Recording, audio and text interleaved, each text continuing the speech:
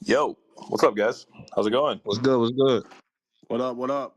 What's good? Yeah, if anyone wants to come up, I'm gonna start sending the link around to a few different people right now. Trying to get some more people in the space. This is kind of an impromptu one. I'm just bullish on just where the market's headed in general. So I wanted to hold a space. We've been so busy. Like me and Pinky been so busy on different projects we're working on and stuff that it's just been crazy. We haven't really had too much time to do as many spaces, but I figured, it's been a while since we did one. So let's talk about well, it's kind of the subject that I'm really on is these L2s, man. I'm telling you, bro, it's going to be L2 season very, very soon. There's just so many bullish factors and things that are coming, right? There's so much that people can speculate on. So much, like just like they're building out these massive ecosystems and they haven't really exploded yet, but they will when the liquidity comes into the market. And yeah, today I wanted to talk about the different blockchains that everyone's going to be building on. Um, you've got so many different ones that have their unique qualities. What makes them cool. Different types of communities that are attracted to them. And yeah, it's just I think that this bull run is going to be dominated by these L2s and these blockchains that are scalable. Um, and yeah, obviously we've seen what happened with Solana, which isn't an L2 per se, but it's very different. And one of the main reasons why people love Solana, I think, is because of the speed. It's like a joy to work with when you're interacting with these different dApps and trading and all that. So yeah, Pinky, what's up, man? What's going on? What up? I'm just chilling, man. I am just chilling right now, sitting on my couch. I find myself, regardless of what I'm looking at, just constantly betting on shit coins. Like I've come to the realization that you know the truth of it is like all of these L2s that are coming out, whoever captures the shitcoin audience is gonna fucking win. They're gonna win, bro. You think so? Yeah, dude. Like I think people are they're not giving meme coins enough credit, bro, and I don't think people realize how much market share that they're going to give. And that's why I think like Blast is going to do really well because I think a lot of the demographic is a lot of the people that are going to be hyped on Blast launching are a lot of NFT people, a lot of people that are into shit coins, and they're going to come flooding over to Blast. And best believe there's going to be some heaters on Blast out the gate. So I Yeah, think I I think agree. Blast has like a I don't know, man. Something about the Blast ecosystem just seems like a fucking kind of like the hip cool L2 coming out, you know? Like I feel like it's going to get a lot of attention from just Yeah. degens and like younger people and I mean the name alone, right? Yeah. I think that every kind of chain has like its like standout projects, right? Like they've got their blue chip projects that are going to Yep. be on their chain. But then, what I think though, and this is my personal opinion, the L2s that literally like focus on the like chain native projects Yeah. are going to do well. Like if they show love to their projects that are built for their Yeah. L2 or their blockchain, I think that those ones that cultivate those projects the best are going to do well because at the end of the day, like most of these are just EVMs, right? Like anyone can, have a dApp that's already in production and just slap an EVM on it, right? Yeah. But if you can, a perfect example is GMX. You remember when GMX went on Arbitrum, Yep. and it just literally, I think GMX is a huge reason why Arbitrum's where it's at today. I mean, it had so much volume, and this was during the last bear market, right? So I think that, and everyone primarily knew that as an Arbitrum native project. So what happened is everyone wants to use this product, everyone wants to use this platform, so everyone's bridging their ETH over, right? Because at the end of the day, L2s are meant to scale ETH. Yeah. So like, there's a fuck ton of liquidity and a big value layer on ETH, and everyone's bridging it over to your L2. How do you attract those people, right? Like that's the name of the game. Yeah. Uh, I, I want to go I, over to Dr. Roboto. What's going on, man? What's your thoughts? What's going on, man? I came because you actually put Pulsechain in the hell yeah. title, man. So I I had to, think, I had to dude. come I through. I I think think Pulse Pulse Chain's Chain's a gonna sleeper rip. too. I think Pulse Chain's gonna rip this bull run, man. I'm not even like a huge Pulse guy. I just know that community, and I know like they're the most cultist community there is. And you got to think about it, like with Pulse Chain, that shit's been cooking for years, bro. And there's like some big players in that, and a lot of people want to see that thing succeed. And I know like once a few good projects launch on there, you're gonna get floods of people flooding into Pulse Chain, man. Yeah, Pulse Chain. I think people are writing Pulse Chain off because of the stuff that's going down with Richard Hart. But if you go and look at the ecosystem, I was actually just kind of messing around in there, like just looking at what they got, bro. There's a lot. They have a lot of like Pulse Chain native influencers, and like they've done there's a diehard community there, and the price is up about four x, yeah, from the bottom or something. Yeah, yeah, recently, yeah. yeah. It And is. you know, to me, the thing about Pulsechain is you have like Hex, you have Pulse. Those are like the native tokens, you know, the gas token. But there's like subset communities like Chain Gang, right? So Chain Gang are heavy into NFTs. They support artists a lot, and they also have coins. You know, that's HOA cookies, and they're all doing great. You know what I mean? Like if you got in at the beginning, you're doing great. If you came in later, you're still doing great because it's not necessarily like that pumping like grow the bag to sell type of mentality. It's a little bit different in the psyche over there where they're all just it's all about support, like what I've seen. So I think that paints a different type of action within the community when you actually have people not just looking to sell. So it actually gets to cook and grow. You know what I mean? So Yeah, yeah. Yeah, I agree. that's true. So I actually, so I'm a big, I like to jump around to different chains and see what kind of like what I like about each different chain, right? I did the initial sacrifice on Pulse Chain, and that was a long time. I just was Yeah, just I waiting, did waiting, too. waiting, and I still haven't sold any of my coins. I got them, and I said, you know what, I'm gonna. This is a bull run play for me at the very least. So like, I haven't taken any, like I didn't take any profits when it first launched. I rode it all the way down. Now I'm riding it all the way back up. And all this stuff is going to do well once more liquidity comes into the market. So like the foundation is set for a lot of these L2s. And I mean, it really just depends on where you're going to position your capital, right? Me personally, I'm taking more of a widespread, like broader approach. I'm really heavy into the Blast ecosystem. I really like that one. I'm really bullish on the Blast ecosystem. But I'm also bullish on a lot of other L2s, right? Like I think it's actually not. I think if you just close yourself off to one ecosystem, you're kind of limiting your options, right? And we all want options. So it's like, why would I mean, the name of the game is to, like, I'm a profit maxi over a chain maxi. Obviously I have ones that I like better and I enjoy being on better, but I mean you got to keep your eyes open and see what's out there, like Yeah, and the way they have the bridging and everything nowadays, if you have a little bit of savvy, like you can get from chain to chain fairly easy, right? So if there's a dope project on a chain that you haven't used before, like why wouldn't you go over there if there's gains to be made, right? So like I mean it just depends on which chain is going to have the projects that offer the most value and benefit to the user, right? Like hmm, I don't think anyone's sitting there looking at the chain like most normal average people are sitting there looking at the chain and reading the doc section and really looking at how the L2s are differentiating. That's a dev's job, right? But the retail people are sitting there like us, and we're going, why am I going to go over here? What makes this interesting? How am I going to make more money over here, right? Like we always got to remember the bottom line of why people go different places. So yeah, no, I'm really excited about the different L2s. There's a couple cool ones.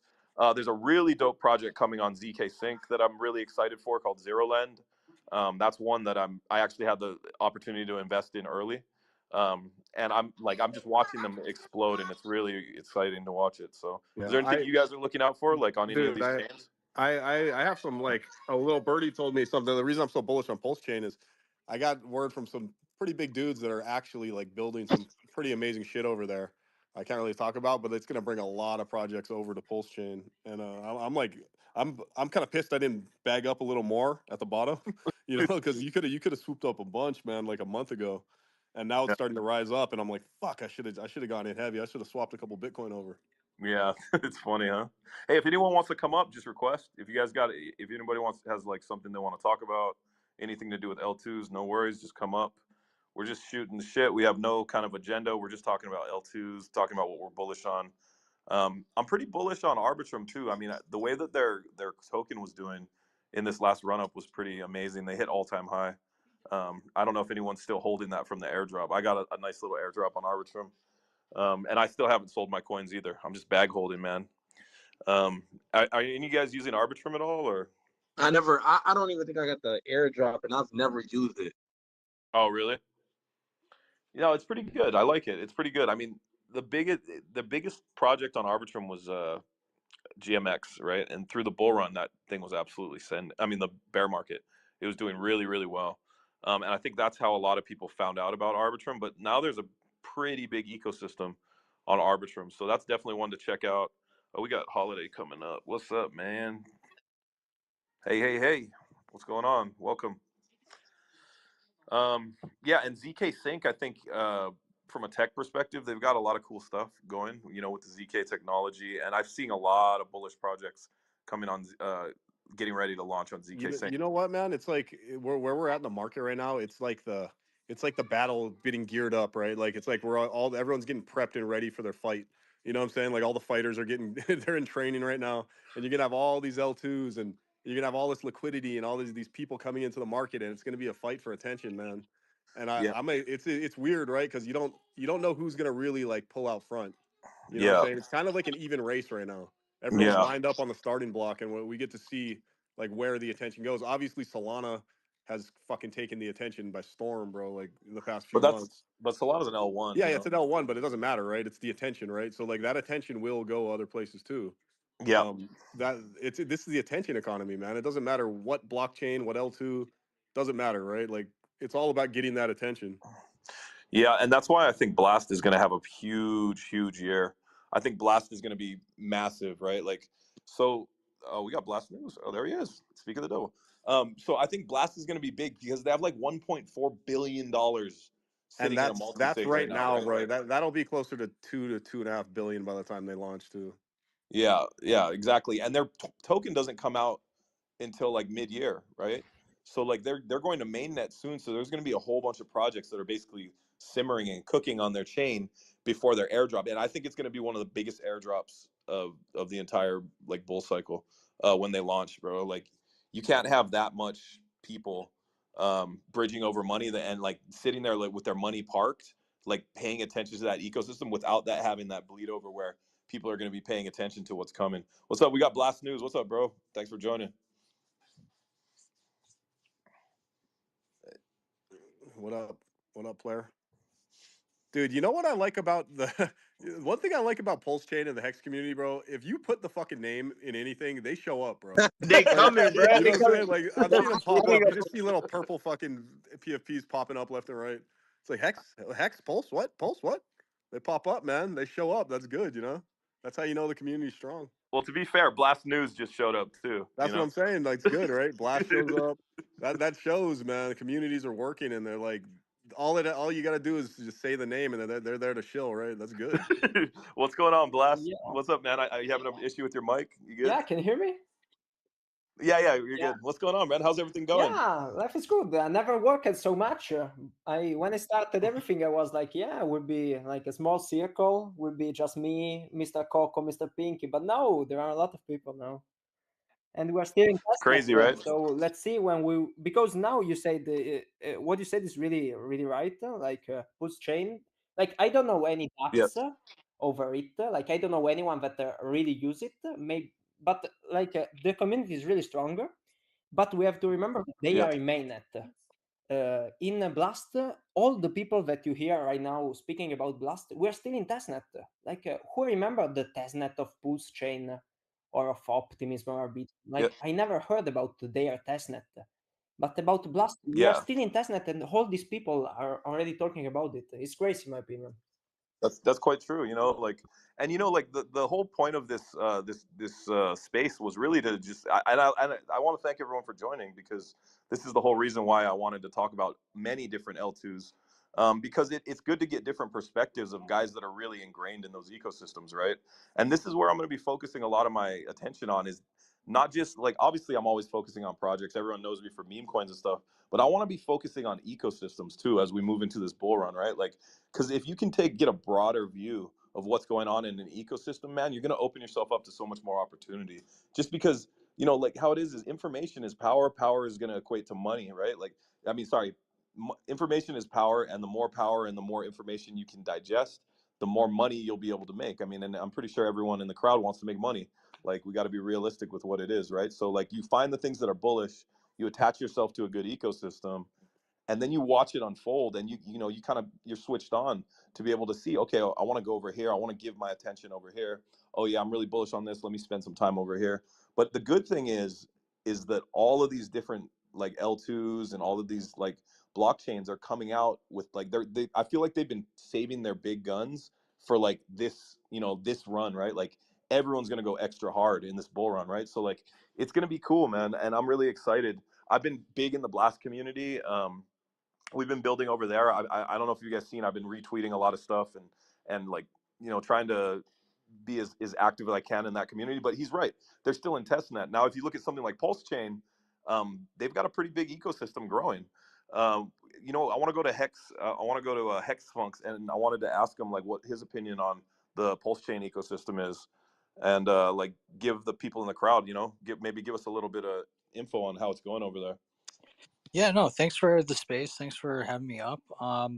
So, to be completely honest, it has been a bit of a struggle like the past 8 months, completely honest. But at the same time, there's been actually a lot of bright spots. And over the past several months, we've had this thing called Tangang. And it's basically like taken over the culture and just become this like big meme coin ecosystem.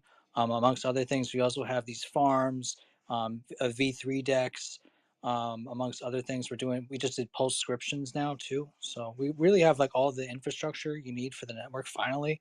um, but anyhow, this HOA thing has been crazy, like in terms of since October 2nd, I think it's up at 50x. And that's just like the main coin. There's all these other like coins that pop up around it, bond liquidity to it.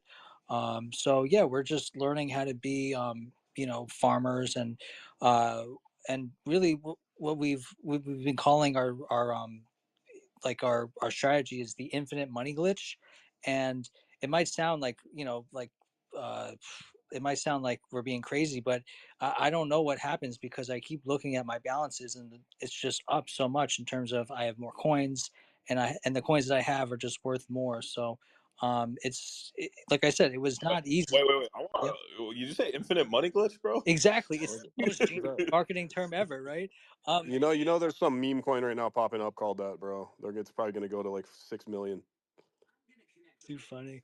I like that, man. That's awesome. Yeah. So there's this guy, Orange Gooey. He's become like, one of the leaders of the Tang Gang, and he has this video that's like 20 minutes long explaining it, how you can just, compound your money over and over again in these farms, and you just check your balances and you're like, what? Like, how did this happen? Like, why do I have so much money now? And What's it called? Chain Gang or you said Chain Gang or Tang Gang? Tang Gang. So Like TANG? yeah, exactly. So I'll link you guys to everything. Hey So guys, so anybody that's up here that's kind of like you know, representing a different blockchain, even Blast News guys, like, can you post up some cool like stuff in the jumbotron? I want people to be able to check stuff out. Like, we're Bro, not focusing. their mimetic energy is like unmatched on probably any chain. Like Really? Tanger's like mimetic energy and like the engagement on the tweets. Like you tweeted out like Like, the engagement alone, like it's like unmatched. hey, who's in charge of that? Like, who's the head of that? People say the people What was that? the time will be like Orange Gooey, Too Spooky, Bullish, Hex Funks, Hexologist who's in the crowd. Those are kind of like the main, prop leaders you would say. You I'm know what I mean? are you guys Bro, are I you need you guys in guys to touch with put me them? up on game, Yeah. bro. You know I love my memes, Doc. You know I love my memes, bro. You guys got to hit me with those DMs, bro.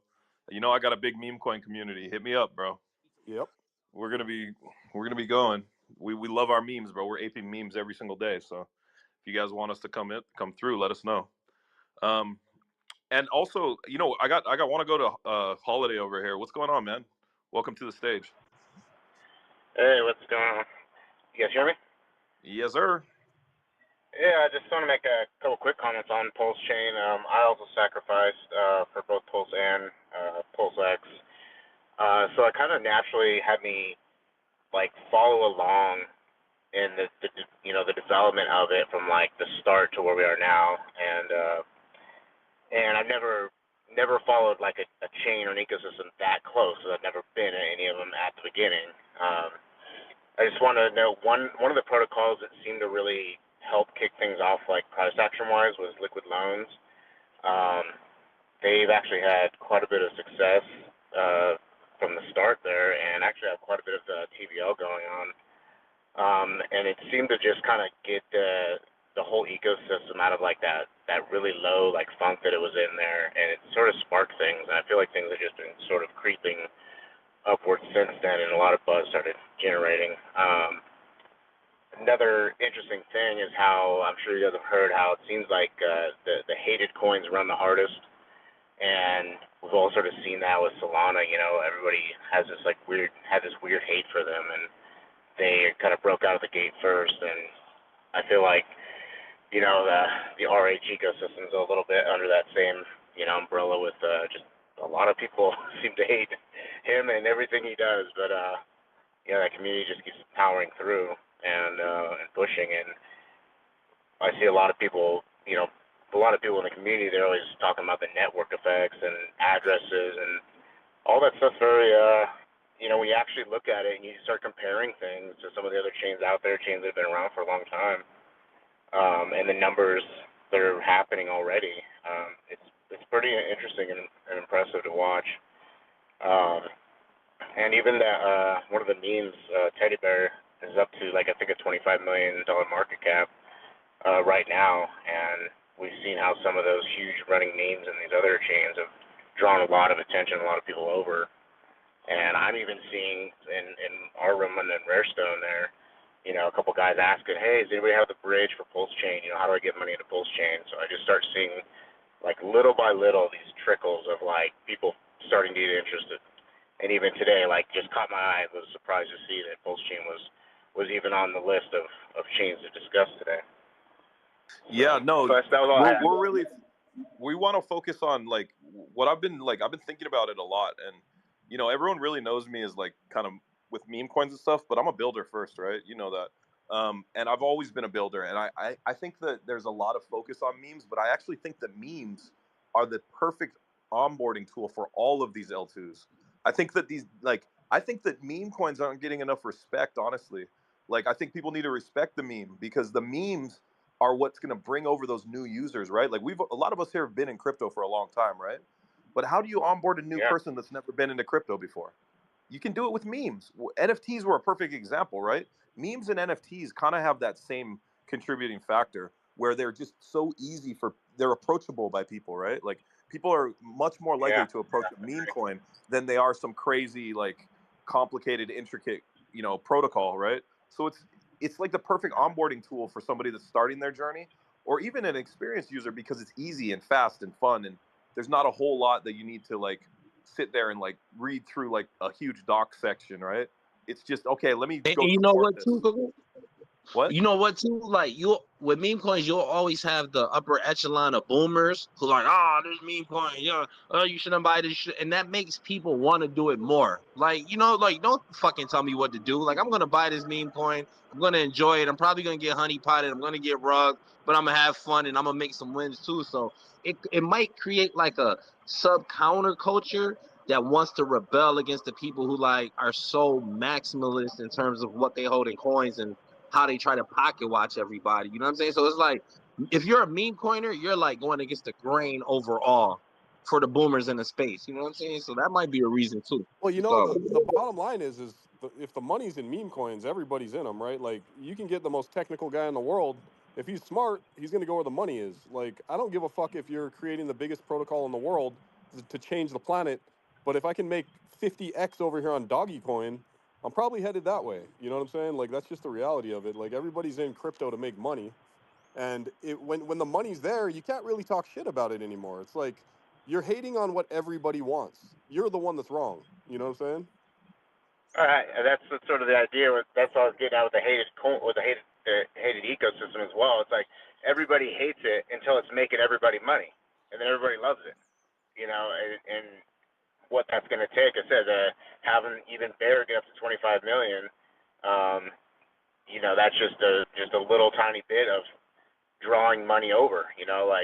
Said memes are Coco said, it's a great entry. All of a sudden, a couple of memes pop off on Pulsechain, everybody's gonna be asking, how do I get on Pulsechain? It's funny. It's fun. We always kind of circle back to meme coins, right? I think it's in our DNA or something. But the bottom line is with things to work, and the reason why Pulse and I think Pulsechain and things Blast, I think they're gonna do so well because it's all community driven. Everything in this space is community driven, and there's nothing more community than a token that is run from nothing but community. So it makes perfect sense, right? Because all of I would say 90% of these projects out there that are claiming to do all this shit, none of them ever fulfill what they say they're going to do. And then you have a lot of people that have expectations, and then the expectations don't get fulfilled, and then the token drops, and this, it's like a never-ending cycle. But when you have meme coins and nothing's promised, it's just community working together. I mean, we've seen what it can do, right? And I think this cycle coming in, it's going to be fucking 10x that. Well, what happened the last cycle?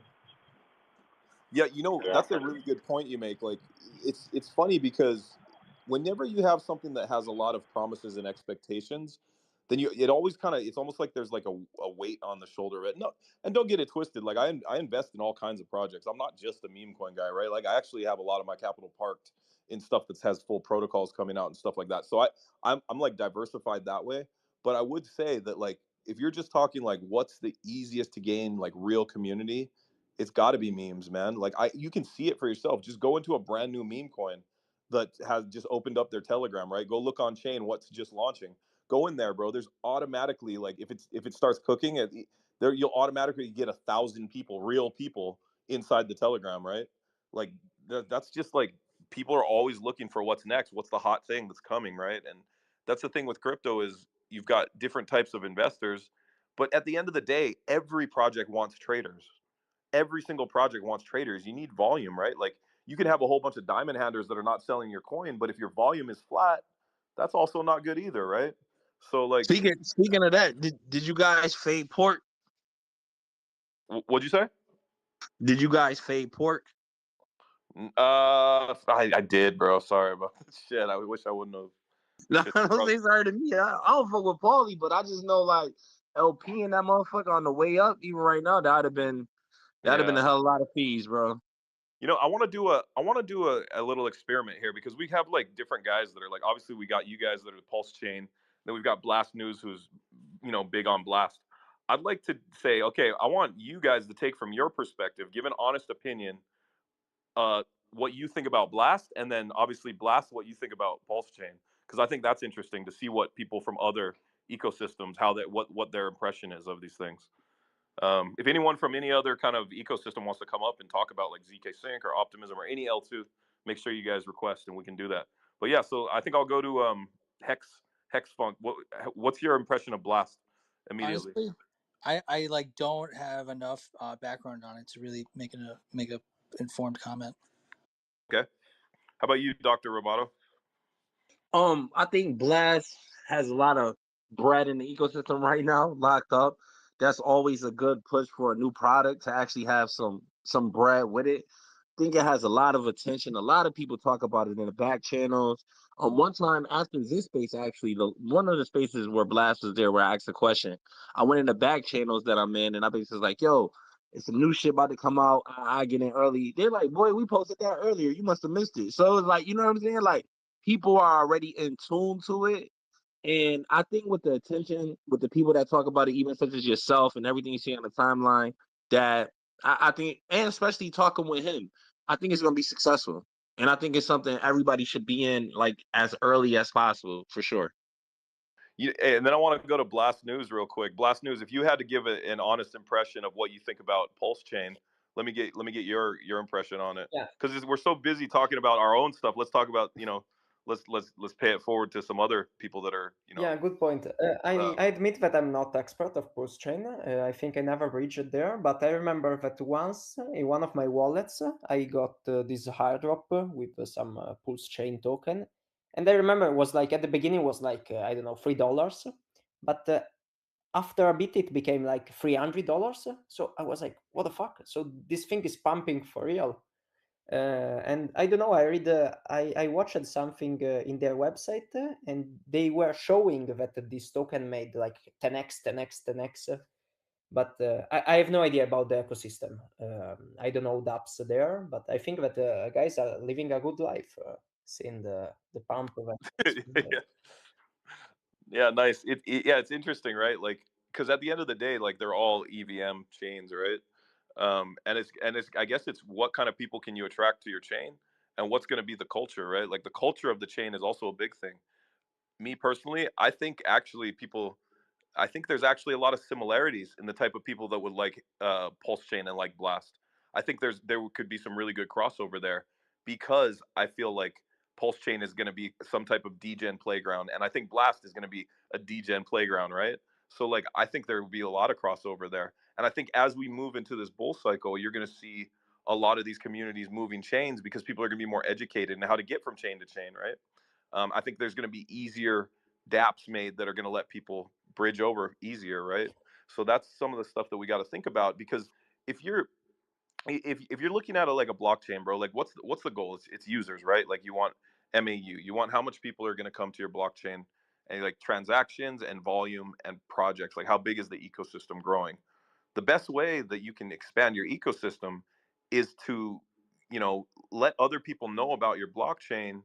When you basically, in a lot of ways, they're going to interact with that blockchain, they're going to be doing the same stuff they're doing with the one that they're already on, right? So like I think that you'll see a lot of crossover with different blockchains. But then always everyone's going to have their favorite, right? Like I'm going to have my favorite. Obviously Pulsechain guys are going to be super big into theirs, but like I think that there's nothing wrong with exploring other chains. I think that it's Yeah, good to I think the industry's ready for that, right? Like I think last cycle it wasn't ready for people actually bouncing around to different chains. I think we're seeing that with Solana, a lot of ETH guys heading over, a lot of Bitcoin guys, and I think people are getting like there's more tools, right, to navigate to different blockchains now, and there's a lot more information, right? So, and a lot of people coming into the market, they're gonna come into it having to learn all of that, right? So it's a lot more of like an educated user base overall in crypto. Yeah, even if you think Yeah, about that makes a lot of sense. bridges, like last cycle, every chain needed a different bridge, and they all got hacked. You had different wrapped tokens of different, for example, USDC. You had the different type of USDC on Avalanche or on the different chains. But now seems that layer 0 could have solved this kind of problem. Is kind of present on every chain, EVM compatible, and this will simplify a lot bridging around. You know how I gauge things on like where we're at in the market? I look at like my 70-year-old mother-in-law and the type of questions she asks me before each bull run. And the first like or her first bull run, which was last year, she didn't know shit, right? Like she had no idea how to get anything, how to get a Coinbase. And then just about 2 weeks ago, she came to me with her MetaMask wallet and asked me to put the BNB chain to help her put her BNB chain on, right? So she could trade BNB coins. So like that's the evolution of it. You got like people in their 70s with wallets trying to trade DeFi. That's pretty funny, bro. She literally asked you how to use Yeah, a different she chain. understands how to use the like a MetaMask wallet, but she wanted to put another chain on it, right? To input a different chain. So like that's pretty advanced, right? If compared to last cycle where people didn't even know what a wallet was or like what a private key was, Yeah, right? my grandma is still struggling to understand how to turn on the phone, but Yeah, exactly. Oh man, yeah, no, it's exciting, bro. Like, is there? So I want to go to let's go to Hex Funks. What project are you looking forward to most that hasn't launched yet on Pulse Chain? Shit, a bunch of them have launched now. Oh, really? Yeah, we just got Pulse domains, and I think it's really funny because like we have like our Hexagon influencers, and they're all like shilling, these like names, and it's like they're not even like that hot on Ethereum right now. So it's just I don't know. I find it funny, but at the same time, we just did these goose inscriptions. I don't know if you're familiar with the goosenals on Bitcoin, but we did kind of like the same artwork on Pulse Chain, and it was really cool because we showed kind of the capabilities of the network that we did these 10,000 inscriptions and it cost less than like $50 total. Like everyone, minting it costs less than $50 because the network transaction fees are so low. And we just got this Pulscriptions market. So we have a 9mm GMX fork coming. Actually, that's something I'm looking forward to because we currently have a GMX fork, but the fees are insane. Like they're outrageous. I mean, you can't imagine like like someone said it to me. They're like, usually it's free to lose all of your money. You don't have to pay a lot to lose all your money. So, anyways, it'll be cool when we get this GMX fork. We have this team called 9mm, and they've done a V2 Dex, a V3 Dex, a scanner, an NFT marketplace, all without a sacrifice. Whereas we've had these other projects, and they have these huge sacrifices, and it's like, where did the money go? They like put $500 starting liquidity, and then their coins drop 90%. It's a whole mess. So it's kind of like this community-led thing, and like we were talking about before, Tangang's really involved in it too. They say that they're going to do an ETH DEX. Also, maybe they'll put some HOA on ETH, and what do you call it? They're going to have NFT marketplaces too on other blockchains, they say. Nice, nice. Yeah, that's cool. It's cool to see. It's because I was there from the beginning and I did the sacrifice early. So it's cool to see like the actual ecosystem evolving. And I've been paying attention to what's going on. I haven't been as active as I was before, but it's nice to see like you guys are holding the torch and pushing that forward. And I'll come back in and I'll start maybe like if there's some cool projects, like I'd be down to like talk about them, and maybe we can do some spaces and stuff talking about some cool projects. It's pretty crazy to now that I'm thinking about it. I remember when you got your first hex, Richard Hart gave it to you. Yep. That's how you got hex. This was like when hex was first launching. He like gave you a shit ton for something you did for him. So like that's pretty crazy to think. Yeah, I did a video for him because a lot of people don't know I actually edit videos too, and I did like one of the first Hex videos that was on Hex back in the day when Hex was the one that basically put Uniswap on the map. Yeah, that was like way back then. I did like this little animated video. That was pretty cool, and like he's like, bro, check this out. I want you to go try and trade this on this Dex, and I didn't know what it was. He's like, I was like, what? He's like, yeah, check this out. This is the future. And then he sent me a link to Uniswap, and I was like, oh, okay, dope, man, yeah. And then I just started playing with it. So yeah, I've been, knowing about all the Hex and the Pulsechain stuff for a long time. But like I said, I'm like I'm a wanderer, man. I like to wander around the chains. Like but I try to spread good, positive vibes on any chain that I'm on. Pinky, I want to go to you. What are you looking forward to? Like, you see these 5 blockchains we have up here. I'm be honest, bro. Whatever I have the biggest bag in is the best. that's the best chain. Whatever I have the most money in is obviously the best, bro. Every time. Yeah. And as soon as I sell it, that chain sucks. Nah, man. I'm be honest. Like, I haven't really played around on anything. Even Pulsechain, like I sacrificed too, and I haven't really dived that deep into it. But I am gonna. I got like a little birdie in my ear that's told me they're doing some pretty amazing shit on Pulsechain. So I'm gonna start working over there and checking it out. And then obviously Blast. I think Blast has got all the hype. You know, I'm an NFT guy, and I see all the attention over there too. So I think they're gonna do good. I see some of the projects that they have lined up. There's a couple that I have my eye on that I'm like pretty stoked on that I think are gonna explode. But I think, man, to be honest, dude, it's like the perfect time in the market, man. Like every one of these chains is probably gonna do well. You know what I mean? And if you're in any of these chains and you're smart and you're in the right circles, you're gonna make a lot of money. So and you can also lose a lot of money by being silly and not like branching out too, right? So you got to make sure that you don't get too tribalistic, and you can obviously like a chain the most, but don't miss out on money for no reason. You know what I'm saying? Exactly. Yeah, I mean, at the end of the day, we're all here to make gains. We're here to change our lives. We're here to have a good time doing it. That's what I mean, that's the thing, right? Like, you could be making all the money in the world. You could be just crushing it, but if you're not enjoying yourself, then is it really worth it, right? Like, is it really worth the time? I mean, to some people it would be, right? But me If you personally, I guys like to haven't go seen places where there's good communities. dude, if you guys haven't checked out the EasyX shit that they're doing over there, because I actually got to play around with the EasyX platform a little bit. Like they let me test it out early, and that shit is gonna change everything, bro. Like I jumped on that and I was like, holy shit, man. That's one of the reasons I'm like most bullish on Blast is what I've got to like play around with the EasyX. And I don't want to give away too much, but that's definitely one to check out. And they're doing that airdrop too. So You know which one I want to really check out on Blast? It's not really like a protocol or anything, but they have what was it? It was like this meme coin that's coming out. Fuck, what's the name of it? Oh, god damn it. I was looking at their community. Maybe Blast News can help me. It's shit. What's like the number one meme coin that everyone is like looking at right now on Blast? Yeah, on Blast we have. I think we can is alpha, but we can say it right now. We have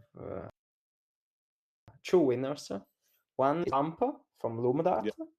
For sure, is gonna do well. They Yeah, are that's gonna the one. give a high drop to all the WASI holders, and yeah, I shouldn't say it, but probably to the project building on Blast. And then the other winner is Blastoise.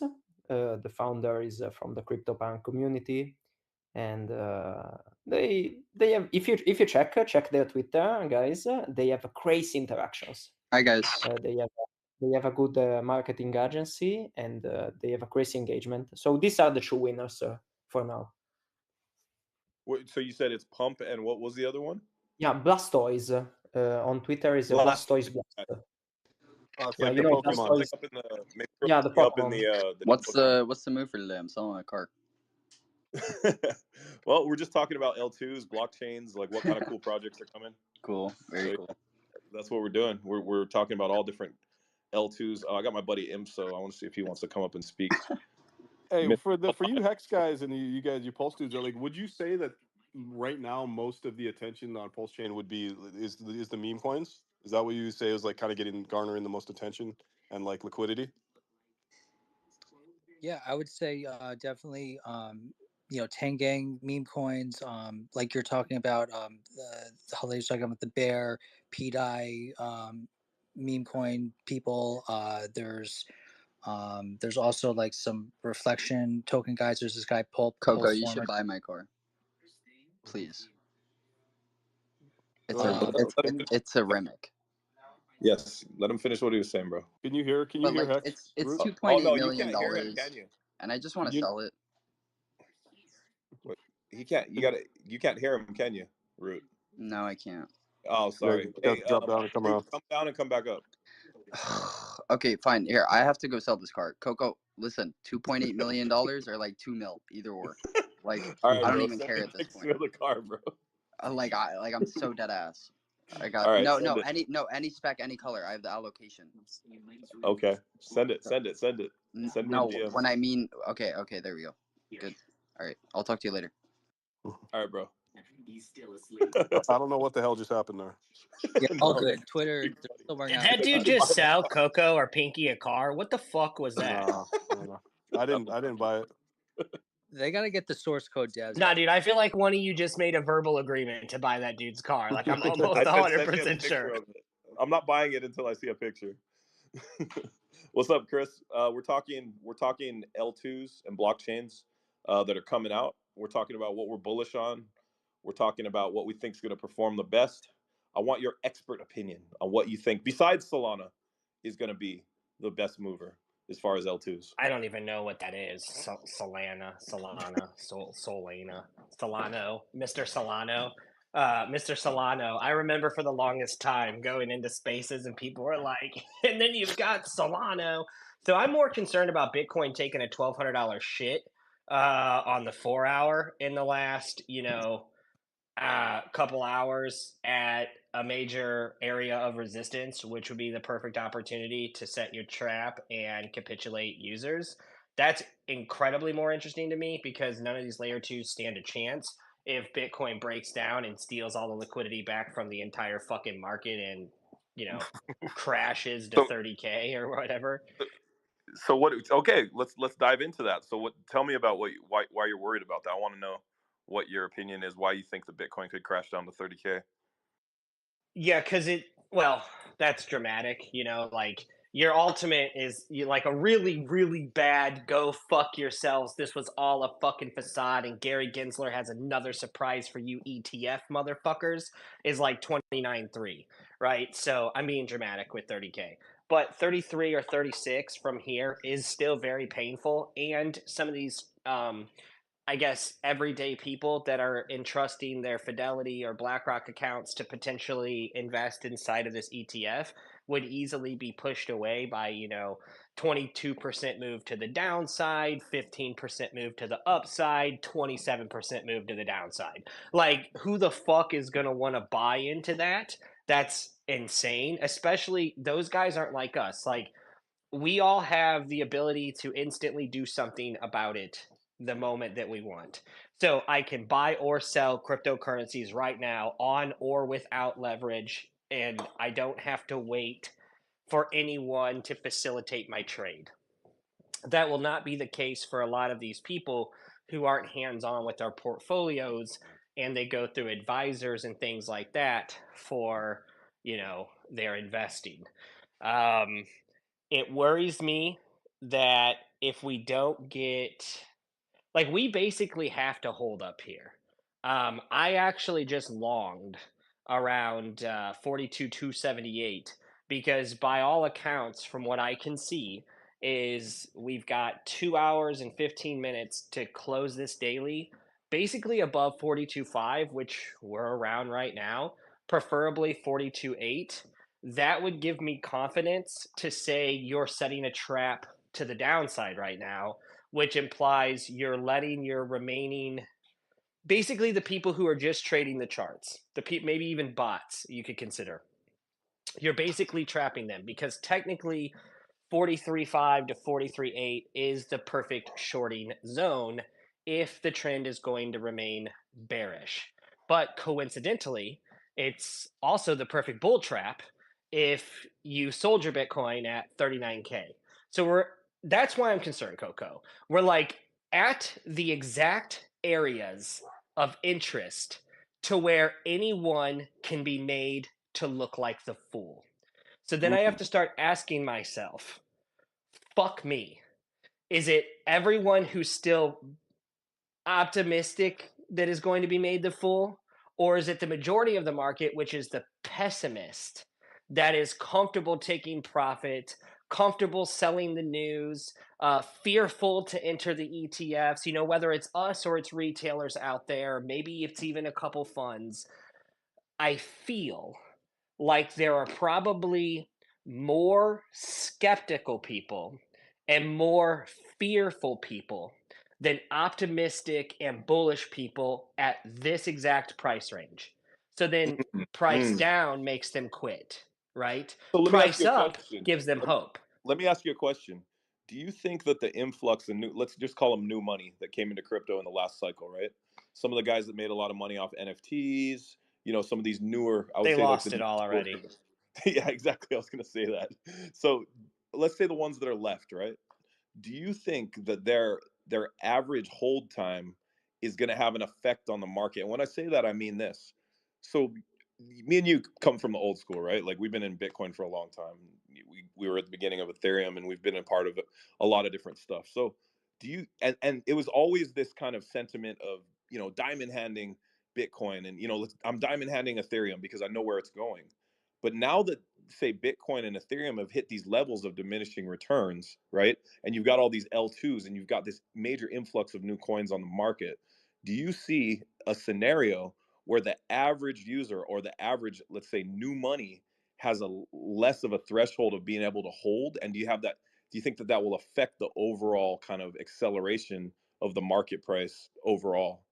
Do you think I that think there's it going to be? depends on the psychology that attracted them in the first place, right? Because for some of us, it was delusion and grandeur, right? Yeah. So the first time I fucked up, all right, you know what? Let's not even talk about the first time I sold Bitcoin. Let's talk about the first time I lost 33 Bitcoins to Mount Gox.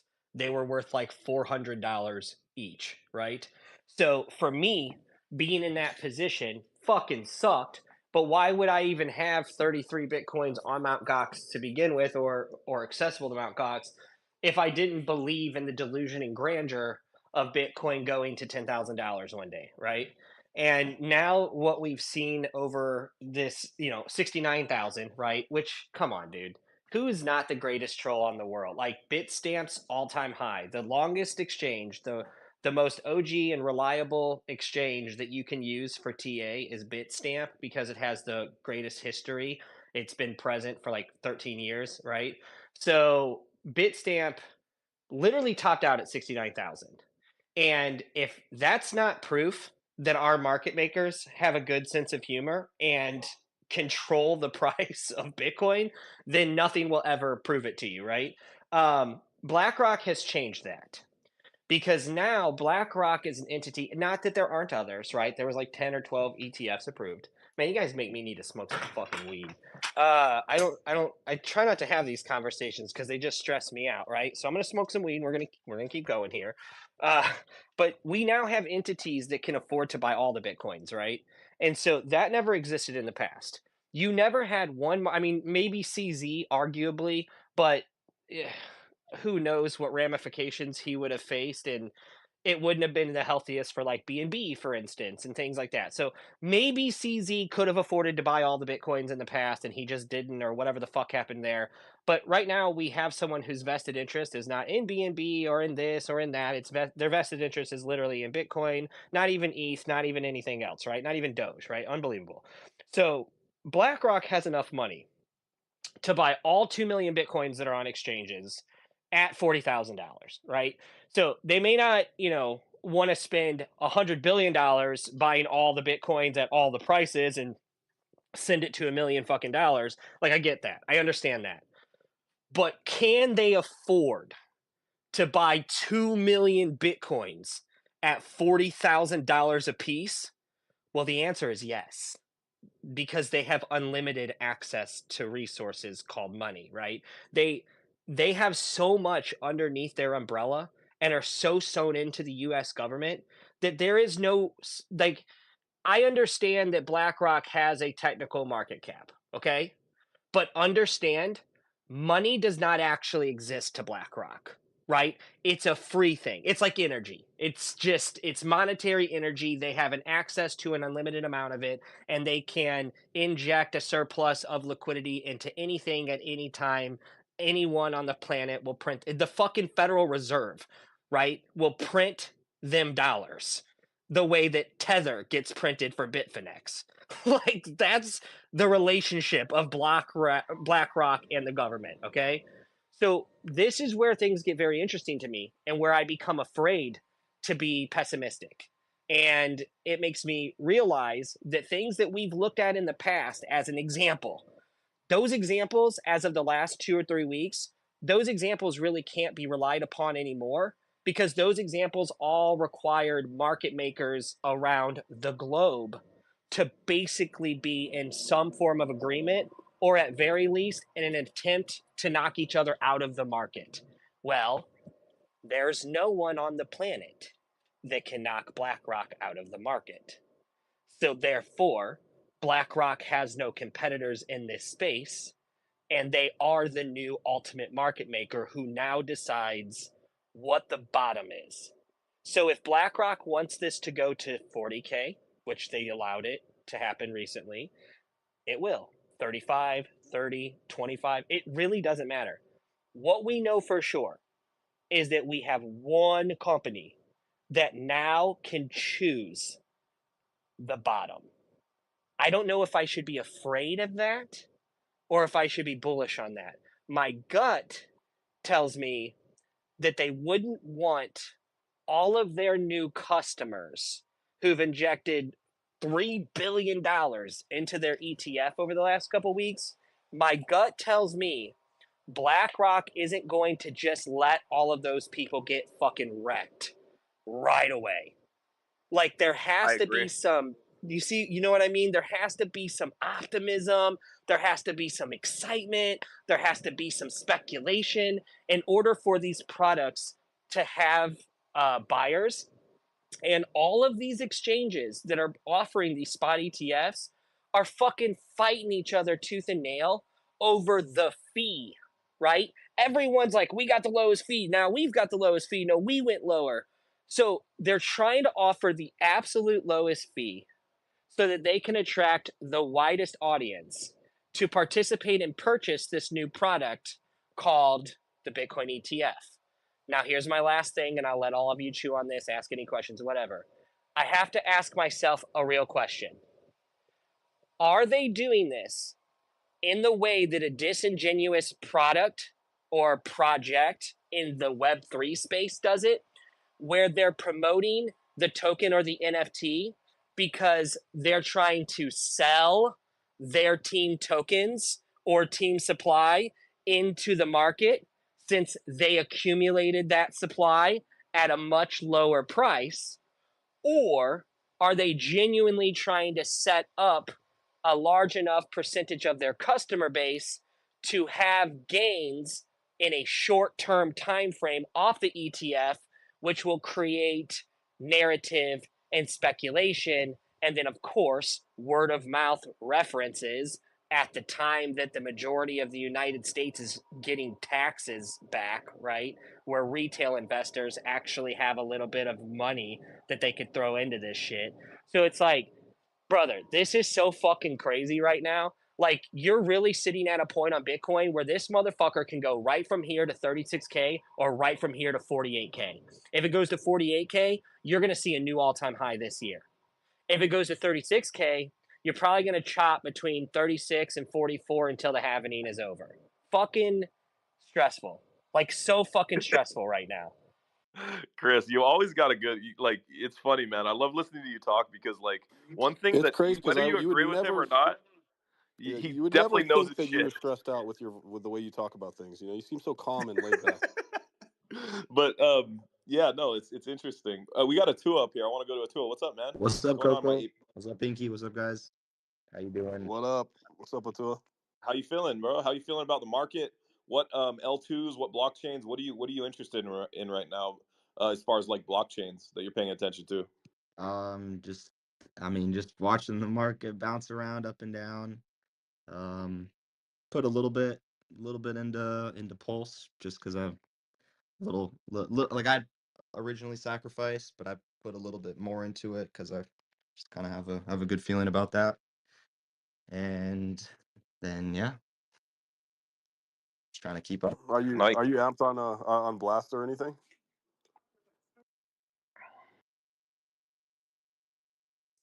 I honestly don't know too much of what's going on last. Got you. Is there any I want to ask Blast News, is what projects are you like on the DeFi side? What projects are you most interested in when it comes to Blast? Yeah, I'm happy to hear that all these people still are not into Blast, means that we are still early. There are many interesting projects. I released yesterday 7 projects that the people should know. There is some decks that are interesting. There is this dex is Thruster disconnected with Blast. And there is one funny that could interest you is BitConnect is called in the name of the OG platform. And seems a meme is a joke until it becomes serious. They will probably have the liquidity for Blastoise that, as we said before, will be one of the winning meme coins. There is EasyX. Someone mentioned it before. Seems to be a platform where the goal is to make leveraged trading easy, because the crowd that will arrive to Blast will be mostly by degens, the community from Bluer, so like people that sweep the floor and stuffs. So this will be probably one of the winner in the perp competition. Then there is some cool NFT collection. There is these guys that are doing Pudgy, it's called Blast Penguins. Then there is Blastopians, that is from the founder of Creed Alpha, that is the biggest community of Blue farmers. There are a lot of interesting projects. I suggest you, everyone that is still not inside, give a look to the page, give a look around in the ecosystem. Not because I want to be the moon boy, but I'm not getting salaried by Blast, but because we have some cards that seems stars aligned. So there is 1.3 billion ready to be bridged. They are already bridged. They just waiting for mainnet. There are more than 260 developers, more than 70 projects. So I don't see what should go wrong. We will see. We will see. But for sure, is a good occasion to be early in an ecosystem, and cost you nothing to waste 1 hour to read about. So I think it'd be a good investment. Yeah. And at this point in the market, what I would say is like he made a really good point there. It costs you nothing to research things, right? Like everyone's going to have their opinion. Everyone's going to say, okay, this is better, or I like this, or Chris is going to have a different opinion than me. But at the end of the day, I keep saying this: the more information we have, the more knowledge you have, you're going to give yourself a better shot, right? You're going to position yourself better. And I think that all of us are profit maxis, right? I think everyone in the crowd will admit that, right? We want to maximize our gains. We want to make as much money as possible in the bull run. We want to stack as much as we can, right? That's the whole reason why people like crypto, right? Like I like NFTs, but I wouldn't give a shit about them if there wasn't money attached to them. Really, it'd just be a JPEG to me. So You I'm know what? realistic. Like with all these like blockchains too, you gotta, because like the reality is, bro, there's no right one or wrong one or one that's better, right? It's like they're all gonna make money, and you can make money in every single one of these blockchains if you go to the right areas. But you do have to understand that you're gonna be spending a lot of time in these things, right? When you're learning about it, so you gotta vibe with the community, you gotta vibe with what the chain's doing, you gotta enjoy like the time you're spending, because you're gonna spend a lot of fucking time, bro. And at the end of the day, there's gonna be a lot of money to be made for everybody in the bull run if you're making the right moves. But you also don't want to spend 2 years fucking unhappy just to make some money, right? Like you want to make sure you get into the right places that you fit in. I I couldn't agree more. Sorry, I'm having a problem with my mic. I think that I talk to a lot of because I'm an old school Bitcoin guy, right? Like, and I talk a lot of Bitcoin maxis, and they're really they're my friends, right? But they're so into Bitcoin, and then I think about myself, and I say, okay, I really like Bitcoin too. It's a big portion of my portfolio, right? But then I think about how boring crypto would be if it was just only one asset to rule them all, right? Like I like Solana. I've been trading meme coins on Solana. I like layer twos because it reminds me of Ethereum, but it's faster and there's cool stuff being built and people innovating on Solidity. Um, there's cool stuff like we keep going back to Blast and Pulsechain that have these own unique dynamics, right? Like Pulsechain's got this really kind of cultish community that man, like Pinky was saying, anytime you say Pulsechain in the in the title of the space, bro, a bunch of them show up. I can see them in the crowd, man. You can't knock that. Like you got to give them their flowers, bro. Like those guys believe in their chain, right? Like so you've got all these different types of like dynamic features of each one. And from the surface level, you'll look at them and someone like Chris will probably say, they're all the same, they all do the same shit. But actually no, the communities don't do all the same shit. They maybe from a functionality standpoint, there's a lot of the similarities, but the experience in every different chain is going to be different because the communities are all Okay, can different. I tell you what pisses me off, Coco? If you really want to go there, Go, why would you go. even why would you fucking put Pulse Chain in the same sentence as Blast, Arbitrum, Optimism, BTC Layer Twos? Like Because of Richard the Hart community, bro. is a I like fucking it. scammer, and he fucking Oh robbed man. the community of $20 billion. Called it a Oh sacrifice, so god. it's completely legal robbery, right? Bro, It's not the first time but he did Chris, this. Hold on, Chris, he did it Chris. before. Ah, Yeah. bro, He only okay. got 2 billion the Chris, first time, right? Chris, So Chris. I'm very Listen. impressed with how well he did this time. So would you say EOS? What did EOS do? Complete and total fucking shit show scam. Also, $4 Okay. billion raise. Hold on, But but nobody's talking about EOS who did a $4 billion raise and basically just fell off the face of the earth. Richard Hart's still well, doing because they videos, actually bro. delivered. Is he? I mean, leaving the Gucci store or whatever. So, like, Yeah, here's the but thing. you're What falling did into they the shock deliver? marketing, bro. You're falling into the shock marketing. Like he's doing that stuff to ruffle feathers to get attention, bro. Well, and You here's know another way to that's look what at he's it, been right? doing So the let's whole say the time. bull run hits, right? Let's say the bull run hits, right? And let's say that all those guys that sacrificed all of a sudden are at a 30x from their sacrifice. Is that still a scam, right? That's not a scam, right? If everybody's in profit, then all of a sudden what he put together worked. It just took a couple years. It's a scam for the people who buy it at the 30x, right? Well, that's you So can say that it's like, about Bitcoin, though. You can say that yeah, about well, any maybe project. we'll find out, right? But here's the thing: he did have them sacrifice $16 billion, and essentially since that day, come on, guys. Yes, Pulse Chain is there because of the.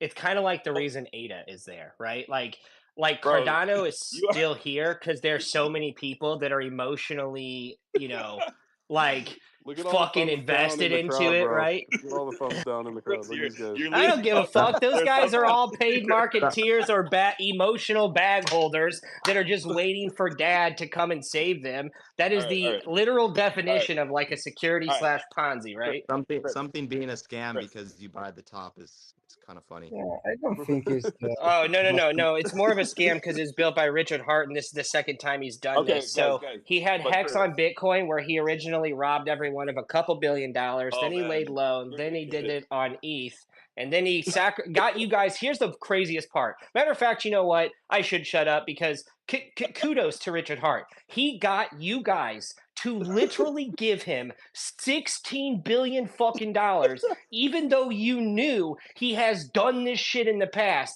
It's actually unbelievable. Matter of fact, I guess I should admire him instead of like being, maybe it's jealousy that makes me dislike him. How in the fuck could you get people who have watched you fuck up in the past to sacrifice, literally called sacrifice, Coco? It's one of the most unbelievable things I've ever seen in my life. Like so okay, so like listen, bro, Chris. Okay, guys, you guys, this is Chris. He's just gonna say what he thinks. He's a friend of mine, so like don't we're here to have a good, honest conversation. I don't think he's talking about any of you. Everyone has their opinion on people, so I want to make that really clear. I'm a fucking fan of Richard Hart because of what he's done. Show me how many people can do what he's done. That's what I look at. I kind of look and not go to below the prison. surface. That is true. That is a very good, but I think it's inevitable. It's coming pretty soon. He'll probably get you guys to sacrifice one more time for something, and then that'll be like around the time his lawyers tell him But that you're he's falling about to go into to the prison. He's going to but like jail, right? Just but know you're that. falling into the shock headlines, bro. Like if you think about it, bro, like what he's done when they didn't they put everything on IPFS and make it so that Bro, it's I like don't know one of about the you most guys, but decentralized blockchains? dude, when he's walking out of that freaking Louis store with 46 bags, dressed head to toe in LVs, bro, with the Gucci glasses and the backward visor and the fucking sweatsuit, just all sloppy looking, bro, with the most expensive shit, bro. Hopping into his Ferrari, driving off with hex flying through the window, and that big ass hex chain on his neck, bro. I'm just looking at that guy like, fuck, man, that is swag right there. You know You're what I'm like, saying? dude, we gave him $16 billion Yeah. and he did not But hey, fucking let but it it go to goes to this waste. though, right? So let's say I honestly think Pulse is going to do massive X's. I think anybody that held their Pulse is going to do very well. Well, now whether or not you call it a donation, a sacrifice, everybody can fucking do whatever they want with their money, bro. If you want to go and fucking send it to a contract address, go ahead, bro. Like anybody that, like you said, right? If he were to disappear with everyone's money, it would be a scam. If there's profit to be made, if Pulse Chain thrives, he built a fucking great business, right? Like that's the bottom line. Everything fucking dies at the end of a bull run. It's everything. Bitcoin, Ethereum, every one of these L2s, they're all going to crash. They're going to go down 80, 90%. A lot of people are going to bitch and complain, call everything scams, and half of them will be. But the ones that are still standing are going to be profitable and things are going to go well. It's just the way this whole market works, man. Yeah, I would like to say one thing. Orbit's Apart coming from after you the now, Chris, bro. We've got I've got so many requests. But I like mean, let's try dude, to if I keep need it to going, go guys. Like actually pull up all the shit about Richard Hart and really make this a whole thing, we can. But, I don't really care about emotional bag biases. I, And I really like don't care about let's make people a who are friendly going to bet. Let's lose make their a friendly money. bet. Let's make a friendly bet. I bet you he doesn't go to jail. How about that? Let's make a little like a friendly bet within the next 2 Well, years. what's the time States frame on with that? Well, I'm you just know what? curious. Oh, hold on. 2 Hold on. years. He does have about $16 billion. So there is a chance that he actually doesn't go to jail and that he instead just gets like house arrest or has to leave the country to live in. Like, what do you want to make a bet that he doesn't have to move to fucking Dubai or Okay, some shit? Because I will make the bet that he does not face any criminal charges. in the United States of America, by when, Let's dude? say Because let's say I'm by really down. There's already a 20 lawsuit, the end of 20 by the by way. 2025. I don't know if y'all are aware, but there's a what's up, SEC. man? Welcome. What's up, guys? Hey, Coco, Pinky, appreciate y'all doing this space. I know I just kind of jumped ahead on the Yeah, for security sure. fund and What's up, brother? Xbox, but I saw Pulsechain. I heard y'all talking positively. I was like, these guys, let's go, dude. So, but yeah, no, IMSO, Now, man. isn't it funny? I don't have grudge against Hex. Like, for some reason, Oh, I'm dude, not like that's angry about everything that happened with Hex, but I'm like so pissed off that he launched Pulsechain and convinced you guys to sacrifice 16 billion. bro. Because I always said, Dude. look, this guy is not going to rob everyone. And I literally swear to God, there is recordings of me saying this in 2021, like on fucking Clubhouse and shit, saying, look, there is no way Richard Hart ends up like slow rugging this unless somehow, some way he could get at least $10 billion, right? Because based on the scam that he pulled back in like 2015, you would have to like 10x that to take the sacrifice. And he only made about like one or maybe with price appreciation, like $2 billion off that original Bitcoin hex scam. So with the ETH hex thing, I said, look, there's no way he will not do this right unless somehow he found a way to get at least $10 billion, then he would slow rug it. Bro, you know Bro, what my favorite thing you is that video of him motherfuckers gave torching. him 16 billion. That's the craziest thing to me. Like, you could have gave him First of 9 all, where billion are you getting and I would have 16 been billion bullish. from, You know big what I bro? mean? Bro, The remember when he was torching, sacrifices dude? were worth Remember when like he was $16 torching in the billion. suit? You guys No, remember that torch it he was was doing, bro? 650 That was the million best for meme. Pulse, and it was $1 billion for Pulse X. So maybe 2 billion. Nah, there was like $16 billion worth of I guess at the all-time high or whatever the fuck it was. But to me, it was hilarious because 10 billion would be the number that would be worth rugging it. And Hold on, but wait, like, wait, wait, wait, it's just hold on. So incredible. Wait, guys. I want to say something real quick. I'm going to mute because, listen, I want this to be a fun conversation. I'm having a lot of fun. Like, I love people's opinions, but also I want everyone to keep it respectful because I know we love our chains. I know we're like this. Everyone's entitled to their opinion. Let's keep it respectful. Let's not get into like a crazy fight because we're so passionate about our chain. I respect everyone on the stage, so let's please keep it like that. I can see where this is going and I like it, but yeah, let's keep it respectful. Dude, You guys, okay, we're back. I'm literally pushing all the buttons I know how to push, Coco. I'm gonna run out of ammo soon. I don't know enough about it to actually keep pushing the buttons, but I know enough about it to push the initial buttons. It's so great. I know. Let's keep go to Ada guys mad for 2 hours. Let's go to Hex. No, Let's go to Hex. No one's mad. No one's mad. No one's mad. I'm gonna defer to Hex Punks. Y'all had your hand up. Thank you. Appreciate it. Chris, so I've talked to people that were more bearish, let's say, than you are, and they have now come to Pulsechain. So I'm not saying that I think you ever I'm not saying I think you ever will, but I'm just saying, like, I'm like what you're saying. Okay, fine. First of all, it wasn't 16 billion. It, like Keith was telling you, it's closer to like 1.6, maybe 2 tops with some other chains and stuff. So there's that. He also raised, I think it was 25 million for the SENS Research Foundation. 27 million. Sorry, 27 million that researches life extension, research that you can live a longer, healthier, more fruitful life. We just made like a 50x in the last couple of months in this coin, and I'm in like Valhalla. Like, we're hitting on all cylinders. We're learning. We're doing DeFi. We're doing a lot of great things, and I understand the way that things were done. Perhaps you don't like it, but we do have a decentralized blockchain, and a lot of cool things are happening. A bunch of degens from Solana just made like a 200x the other day on some protocol that launched, and I didn't participate. I didn't know about it. I was doing something, but hey, like, there's gains to be made. That's good. I don't think that's a bad thing. So anyways, we got our thing going on. It's fun. We're having a good time.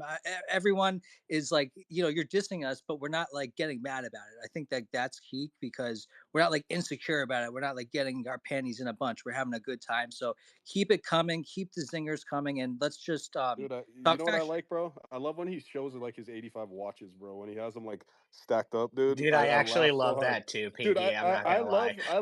I love how ridiculous. Like the way he talks is so funny to me because it's like how he sits in like a chair that's like I a love it, fucking bro. king's It's like a fucking king, dude. dude. It's actually he's one of the best characters. Even Dude, if the he's been most a bad actor ill-fitting in the outfits past. ever. The most ill-fitting outfits you could ever wear, bro. I'm just like, bro, this guy is just doing it. It's like a bit, bro. It's like a fucking amazing bit.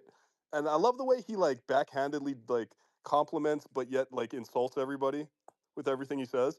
He's like, Well, I'm over here saving lives while you idiots are over there, getting rugged. It's good, I'm here. I'm almost like Jesus, I'm here saving. I'm raising this money. And in reality, he really did give 27 million to save people. And you could be the type of guy that says the right things and makes people like you, or you can be the guy that can just get under everyone's skin to yes. fucking hate you, right? It's a bit, Well, man, and it's a good bit. the reason why so many people hate Richard Hart is because he was fucking right. He called the top twice on Bitcoin. Okay. He told you get your coins off of central exchanges. He told you to stop sucking middleman dick, stop relying on third parties, stop giving your seed phrases away. Don't use fake lending fake DeFi protocols. Called out Celsius, BlockFi, all that shit. All of it, called it all out in advance, told everyone it's a scam, while all these influencers were shilling you the same thing. Yeah, He's the one telling you it's the like me, opposite. right? Like I always pick the right coins too, right? Like and I always tell people that I'm always right in a lot of ways too. So we have a lot in common, me and Richard. Like I'm right when I'm right, and when I'm wrong, it's your fault. It's not my fault. Well, That's and just that's the way I do things. the thing that's super fucking cool about Pulsechain is all the ERC tokens got copied over as PRCs. So, like, if you were a bag holder on ETH and you had your ETH and you had a bunch of other tokens, you got them all copied over for free. Like, you literally just point your MetaMask, you point your MetaMask in the RPC, the Pulsechain RPC. Everything's there. It loads right in.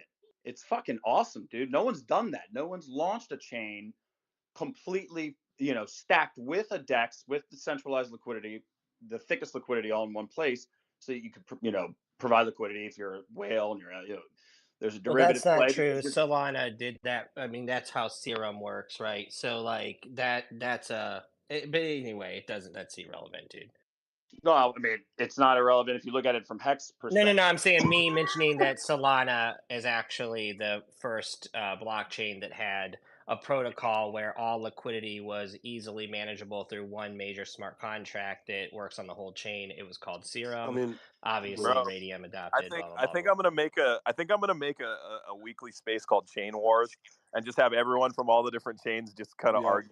And that's dude. gonna You know be what's the But the funniest truth thing? is, hold on. The truth is, with Pulsechain, I was like in 2021, I was super bearish. Now I really don't care. I'm just poking buttons. But ADA is absolute dog shit. Charles Hoskinson is really a piece of shit, Here we and go. anyone who's holding Cardano really is an emotional bag holder. And there is no fucking chance in hell that that blockchain is ever worth 2 fucks, because at the point of which they can actually start functioning with their own smart contracts that don't rely on Ethereum virtual machines, they will be so far behind. Even something like Pulsechain will have lapped fucking Cardano at that point. So what are we Yeah. really Bro, doing did here? you just say something good about Pulsechain, Chris? Oh damn, bro! You I got mean, if you're someone gonna already run them, did it. listen. If you're Someone gonna run already them did next it. to each other, hey, you want to ask me what's the biggest piece of shit in crypto? It is definitely not Pulsechain. Okay, it's There we go. 100% That's what I Cardano. Nice. There we Damn, go. you We guys did fucking it. got You him, guys did boys. it. Hey, bro, man. here's the truth though. All you Solana maxis and Hex maxis, you guys have so much goddamn shit in common, bro. Look at your goddamn colors, bro. It's the same shit. Yeah, You know, I no, keep making a Hex mistake, you actually did guys. really good for me too, because I bought in on the Ponzi immediately See? when it There you launched, dude. go, dude. But that was a long Look, time ago. Listen, I you're made a that bag though. believer. You're Richard Hart Maximus. You don't even know it No, yet, I dude. believed he would run that thing to the fucking moon and steal everyone's money, and somehow You you know what's guys funny, still have bro? money, which is amazing. I bet you Chris and Richard Hart would be like best friends if they hung out one night, bro. I could just tell that you guys would be There's like no fucking way, dude. I homies, would bro. listen. What I would do if I was friends with Richard Hart is I would have women set him up to slowly steal all his shit. Oh man, Oh why? man. Oh man. Dude, Dude, he's got like demons working for him. What are you talking about? He's Bro, got these women that are falling over him. Like you're not gonna get a better look. You cannot afford a better looking woman than Richard Hart to try to scam him. You damn. idiot. Bro, check this out. Check this out, okay? Like, okay, let's just look at the facts, right? We're you know what the thing is? You know what the problem with the internet today is everyone has these opinions, right? And then they post them on the timeline and they digest them as facts, right? But at the end of the day, everything's an opinion, really, if it's what someone thinks. But what we need to look at is numbers. Wouldn't you agree, Pinky? Does anyone Cold have any hard stats for us to facts. take a look? Cold Let's hard take a numbers. look at Pulsechain and see how it's doing. Like, that's what I want. yeah, go I to mean that's all I really care about, I'm gopulse.com. gonna be honest. Go to Okay. gopulse.com. Someone pin it. Someone pin it. I want to check it out or have everyone check it out. Coins on Pulsechain are doing phenomenal. Yeah, that's what I'm saying. Like, look, you can have people saying whatever they want. Everyone's got an opinion, but at the end of the day, men lie, women lie, numbers don't, and I mean, dude, Solana we're gonna see maxis how it should know goes. better than anyone, bro. They were dragged through the mud, bro, for 2 years. And That's now look true, at it. Chris. You got to admit it. Yeah, but I wouldn't dare. Solana I did have the wouldn't. FTX link. You got to admit it, Chris. The I biggest would scam in not. crypto history. Oh, yeah, FTX. and they're about to pay back all their creditors. Thank you, Solana, for going up fucking 12x and making it possible. Nobody's Right? hating on How that. incredible is that, dude? Solana saved everyone. How crazy is that? And I told you, motherfuckers, this could happen. If Solana appreciated in value enough, the amount of Solana that they still had locked in validators could produce enough profit that they could pay back the money that they owed from the time of settlement. Now, fucks over some of the I people actually with do remember Bitcoin. saying that on a space. Isn't that crazy? And now 3 or 4 months later, it's fucking happened. How unbelievable is that? Solana wound up being not the hero that you wanted, but the one that you deserved. And Yo, that Richard was Hart's incredible. probably behind Solana. Look at his bitch tits. Like he's the perfect marketing So ad it's for that definitely chain. Raj. It's definitely Raj and Anatoly. We know that to be within 100% certainty. Also, I would never dare put Solana's metrics against Pulse chains because then that would be rude of me. No, I'm but not going to do that. we gotta look at it during the bull run, right? And we gotta look This at time is in Pulse market. Chain's for first run. Solana had an entire bull run already. This is a cycle. No. They're both in their first cycles, ladies and gentlemen. Both of them are in their first cycles. Solana went all the way up to what was the ATH? Solana went through the entire bull run. It was still released in the so did Hex. Bro, Yeah, I have but an this isn't Hex. ungodly The amount of Pulsechain Solana. didn't I launch like until- Solana. I trade shitcoins on Solana every day. I'm not saying that I hate Solana, but we also have to be factual. So you're telling me that you're saying that Solana is in its first run, its first cycle. Yeah, it's in its first cycle based on when it was born. Are you Yes. talking about bull bear? You're talking bull bear? No. When was Solana incepted? When was the inception of Solana? 2020. Okay, 2020. You sure? Okay, so it went through a bull market, a bear market, and now it's going back into a bull market. So it's in its second cycle. Whoa! You're insinuating the bear market is finished. We have not closed the daily Okay. above $54,000, Okay. son. All Chill right. out. Okay. Let's say this. Okay. So you're saying, okay. So are you saying that we're still in a bear market? We're still in our first cycle. Well, I mean, from a technical perspective on the macro, yes, we are technically still in a bear market because you need that $54,000 daily close to actually shift the macro. I mean, if you're talking a 4-year time frame, yeah, I mean, you're still No, but look at what the bottom was. Do you believe we're going back to the bottom? Like, what was the bottom? 11K and pray hasn't happened yet. No, well, I mean, yeah, we've definitely hit our macro higher low, 100%. So you're saying I don't think we will ever see another 16K Bitcoin, do you? Actually, I don't know. I don't. Okay, why? I'm almost certain. And then would you say that the ETF is one of the bigger catalysts to hit crypto probably of all time? We don't know yet, but I mean, Trojan all horse. signs point Trojan to horse. yes, right? Yeah. Okay. So if you're saying we're still in the bear market, like when do we go into the bull? Is it strictly price correlated? Are we talking about interest? Yeah, it's price correlated. Price correlated? Because you could still put in a higher low, right? And the worst one you would see right now is like 28.5 to 29.3. I guess 27.2 is actually like shoot me in the fucking head, but I don't think that's going to happen. You know what I mean? Yeah, I mean, I guess I can see what you say from a technical perspective, but I think the overall market sentiment kind of believes we're out of the bear, bro. Like But like, here's how you gauge this: can you buy Bitcoin at $40,000 and still lose, 35% of your portfolio, 40% of your portfolio right now? It can still happen right now. Possible. But I think that majority of people, even the top kind of analytic experts, but once we hit say we're going up. 69K, do I think we go back below 45K anytime soon after? Fuck no. So now that becomes, and then that's where you can differentiate. You can say, okay, from 69K, the idea of losing 30 or 35%, that's not going to happen because now you've got a blue sky breakout on a globally adopted asset, right? So Bitcoin's behavior definitely is going to dictate the overall general safety of being inside of this market or the overall volatility of this market. Okay. But I want to Hex, go to well, real quick, Hex and Pulse will officially have essentially not Pulse because it came out in 2021, but it'll pretty much have the same life cycle as Solana whenever this is done. So at the end of whatever this bear is, when Bitcoin finally does close that daily back above 54,000, then Solana and Hex / technically Pulse chain kind of have both been through an entire cycle, right? So it is absolutely both of their first cycles. And then have a first cycle coin No, again next cycle. Pulse Chain hasn't been through a bull cycle, bro. Pulse Chain hasn't been through a bull cycle. It was released during bull market. Bear. It launched in the bear. It launched in the bear. That's technically wrong. So come on, it was not bear. Ethereum made a new all-time high after fucking Pulse was released. What are you talking about? I'm saying Pulse was released in 2003 May, 2023 May. Yeah, bro. 2023. Yeah, it's 2023. Yeah, Pulse Chain 2023. The depression curve. No, dude, I'm telling you, Pulse Chain hasn't seen a bull market yet, bro. Like I'm. Yeah, this is Pulse Chain's first run. This is Pulse Chain's first run, so we'll see what happens. Not even a year in. Oh wait, it took that long to get the chain live from the time that the sacrifices and shit happened? Bro, you didn't get a copy of your stakes or what? I thought you said you had Hex. Holy no, shit! He has liquid Hex. He has liquid Hex. Okay. Oh no, I sold. And you don't know Hex. you got a copy of all your Hex. You still don't know that you got a copy of all your Hex. I just told him all you have to do is point your fucking RPC to Pulse Chain, and you will literally see your Hex. Bro, he's gonna like it more now. Bro, are you guys, don't tell him about his free money. Hold on, even if I sold it though, back in fucking. Oh fuck! When did you? Well, did you have it in your public address that you had the keys? Like we were still using Clubhouse when I sold Hex. I know guys, that for sure. There's some people asking to come up. I can't pull you up quite yet, so I'll circle some people here in a second. Please bring up an guys. I want to go to I don't know. You're an Orange Heart. I can't really. You're a Maple Leaf. What's up, Maple Leaf?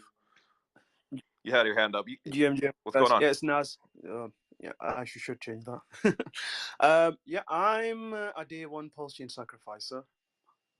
Full disclosure, but I'm definitely not a hexagon, and I never will refer to myself as a hexagon.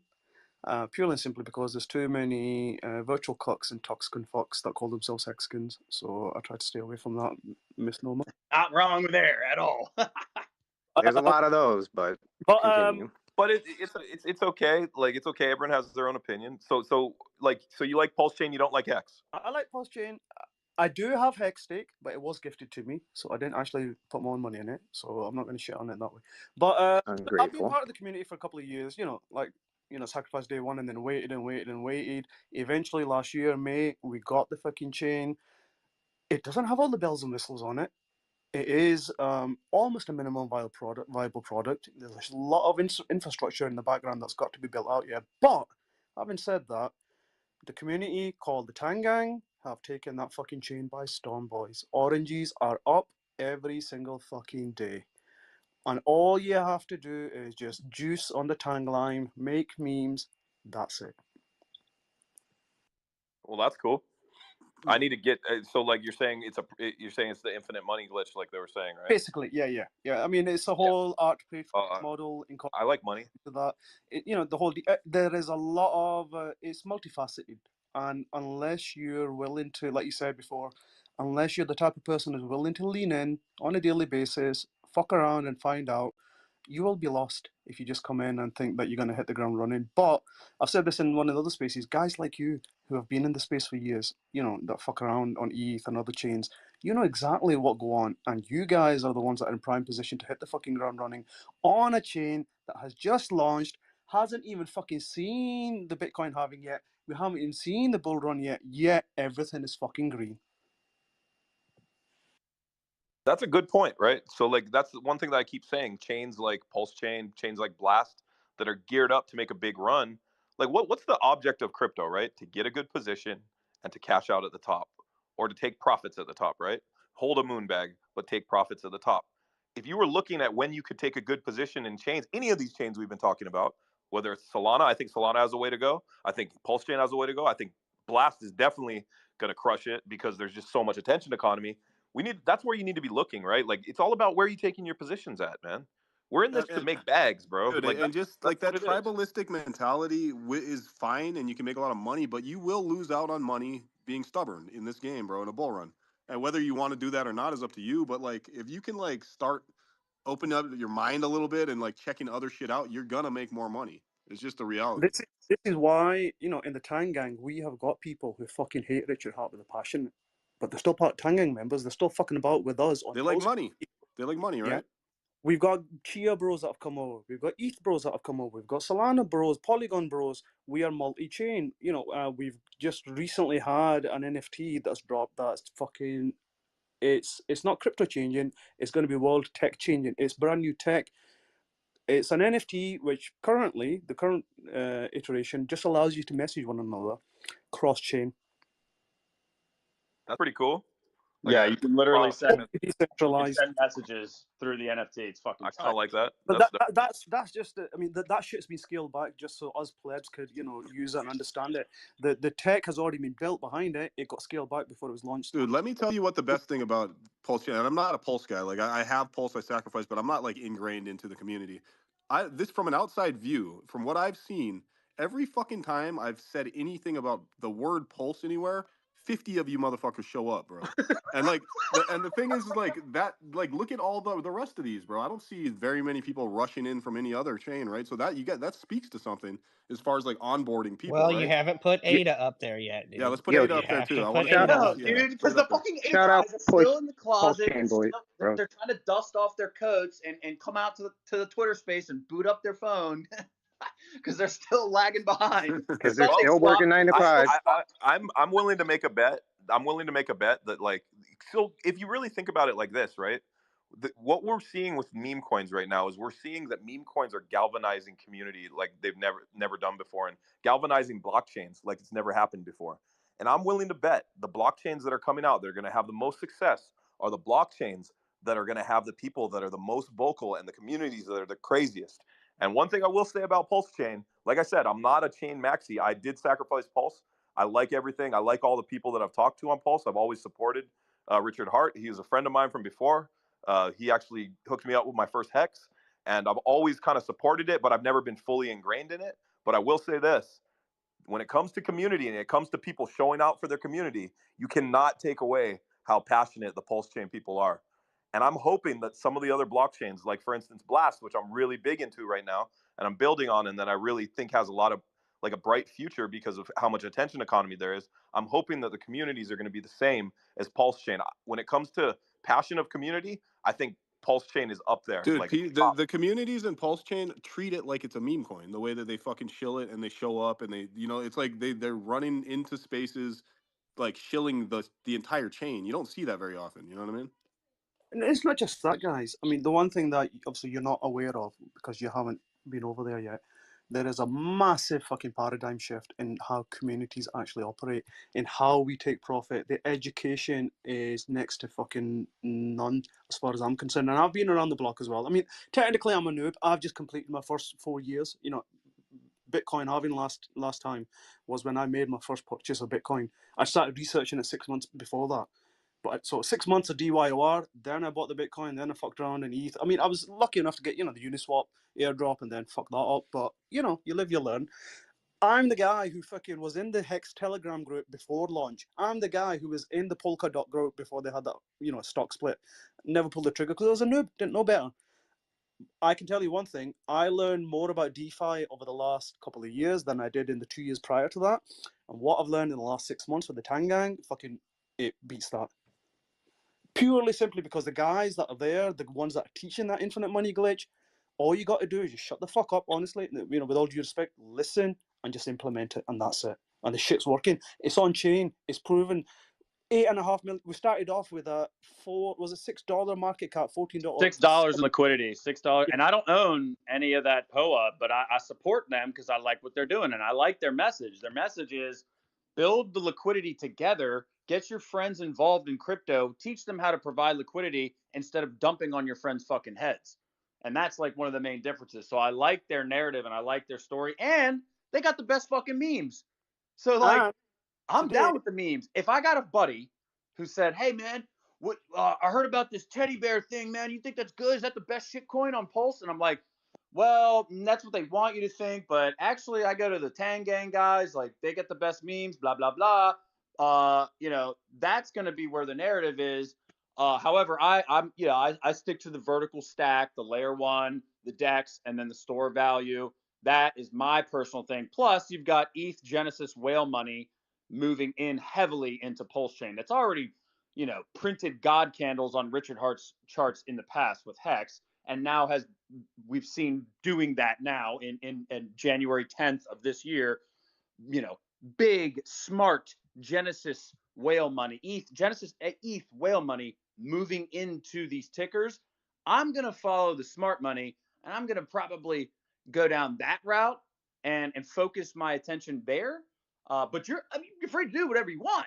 But if you like the shit coins, if you like the meme game, there's a great community for that. But I don't trust the other teddy bear, the Atropa. Atropa is a poisonous plant used in the 1800s to poison people. I wouldn't recommend you go down that route. That's a rabbit hole. But Richard said, wait, well, why not? Scammers coming to Pulsechain, of course. Watch out for the rugs. Never share your seeds. Be careful. Do your own research. Don't click on links. Don't fucking trust anyone with your shit. General disclaimer. But yeah. So, guys, that's another thing, right? Like, obviously, every single chain that has a lot of meme coins and degen type communities, there's always going to be the rugs and scams. I mean, I don't think any chain is, void of that. So like he was saying, be very careful, especially when you're dealing in the meme coin space, especially if you're new.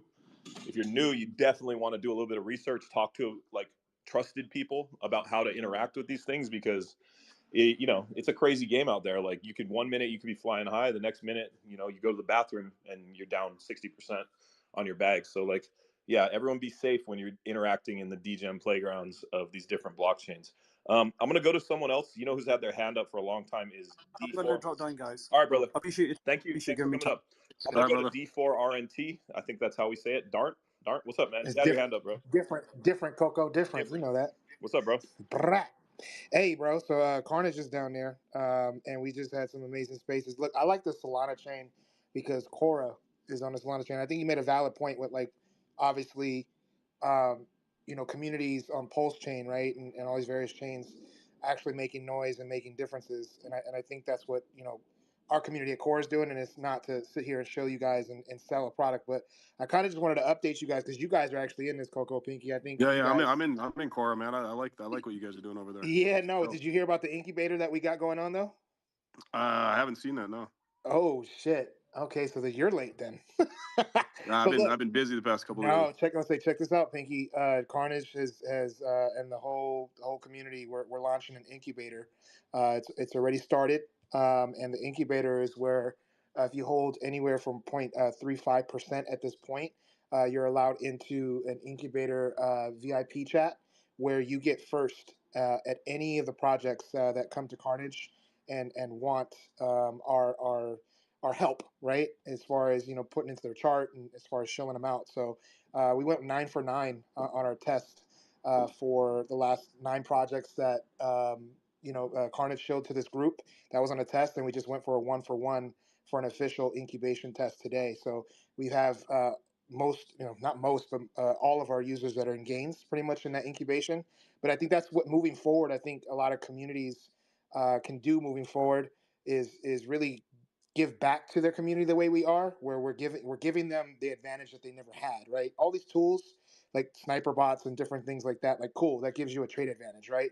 But we also know ultimately the best trade advantage is being as early as possible, right? So you can have some guaranteed X's. And I think Carnage is really, really leading the way and setting a standard, not a meta, but a standard moving forward for how community leads and communities take care of their communities by looking after them and keeping them in profit. That way they don't have to rotate their tokens. If they really really love the community they're in, they have to rotate their tokens into another play because their community is not just at a standstill, but because you can only pump a coin so much in a day, right? There's always going to have other runners or other flavors of the day or the week going on. So I think it's a really cool thing going on. If you guys haven't checked it out, get in that TG, Pinky Coco, check it out. Yeah, I'm gonna check it out soon. And Carnage is the homie too, man. And one thing about the core community, you guys, bro, like I don't think I've seen anyone fucking raid as hard as you guys, bro. Like you guys are fucking psychotic raiders, bro, 24/7, man. It's all over my Full fucking timeline. So tilt, that's bro. dope. Full fucking tilt. We're Yeah, with the that's a true test of a community, bro. Like how hard they go. Like it really is. Like if they're going hard, I want a piece of it, bro. I mean, like, I'm in Cora, bro. Like, if none of you guys have checked it out, go check them out, man. They're a legit community, bro. And I know the dudes that are pushing that, so like I can vouch for it, 100%. What up, Chris? We got Chris's hand up one more time. Go ahead. What's up, brother? Different. Solana blockchain is like Eminem at this point. It's not even cool to sound cocky anymore, right? So we can't like start having a dick measuring contest with all these other chains because that's not fair, right? The moment I right, the moment I start talking about the performance and the user base and the adoption rate and the TPS and the liquidity and the daily transactions confirmed, it fuck, Bro, dude. Chris, NFT bro, you volume, are DEX literally volume. I mean, what do we want to do, right? dude. The way you talk about Solana, you are literally Richard Hart's fucking brother, bro, from another mother, bro. It's like I'm just saying so it's like funny. not even cool, right? Like, I mean, what am I going to say? Like, I'm not even about to, there's no argument I'm going to have with anyone where I use Solana as an example because I don't like to just win arguments. I like there to be I like there to be Healthy discourse? conversation, healthy discourse. You know what? To your point, though, If I just walk in and just set my dick right on the table, well, then there's really not a conversation to be had, right? And then no one that's the learns thing. anything. That's the thing I've learned about Solana. That Solana is a grower, not a shower. So it really is Dude, like. and by grower, it's like Did you guys that just girl, see the analogy? dude. bro, There's you guys never been went a there. woman on the Bro, face of the come on. planet that didn't get scared immediately, too, right? It's like a She balloon was animal. so confident, Yeah. and then she saw it grow, and she just became afraid. Solana's the She hot actually chick left. that with the hot chick that wasn't that hot in high school, and then she blossomed. Well, to Enzo's point, and I want to say this, like what we're educating in our community is actually to hold your soul. So we're putting people in profit, maybe about 4 to 10 SOL a day. That's what's happening in this incubation, and we're showing them how to stack 3 to 10 SOL a day off these plays that we're giving them, because we're giving them about 2 or 3 plays a day. We're telling them to hold their Solana. Don't like automatically rotate, that Solana into another project, especially if you don't know, the dev or the team or anybody in there, right? Hold your Sol, because Sol has so much room to fucking grow, right? So there's no telling how much that of whatever you're putting aside is going to multiply. Yeah, Just I think hold your Solana Sol. We should definitely talk about is Jupe. going to be the big winner. This bull run, I think Solana is going to be probably the biggest winner. Like in my honest opinion, just by seeing the amount of attention. Now, I'm not saying in X's, right? I think Solana could easily see an 8x from here at its peak, right? I maybe even 10x. But like, I don't think there's any chain right now that's garnering the kind of attention that Solana has, and I don't think it's going to slow down. So I think Solana is going to have a massive bull run. Yeah, like what if you're looking at X's, right? Let's talk about what people are looking for, right? Like we're always trying to get good X's. What chain can you go to that you're going to get the most X's and take advantage of this bull run? I think Pulsechain can do a 30x. I could see that. You think so? I think so too. Yeah, I mean that's I think 100x is Doge. target. I was gonna say I think Doge's ecosystem has X's built into it, but not the way that Solana's ecosystem does. Because like no matter what happens with the DEXs and the swaps and the meme coins, Solana's still going to see that 8 to 10x appreciation over X amount of time. Who knows how long that is? But those meme coins are also going to appreciate underneath it. So even though you only have this 10x opportunity on Solana itself, there's so much liquidity compared to any of these other chains. Even like compared to what Uniswap. I mean, you know that Jupe today, and this is like with the Jupe launch, obviously, over within like the first 4 or 5 hours today, $1 billion already traded using Jupiter, which is fully decentralized exchange.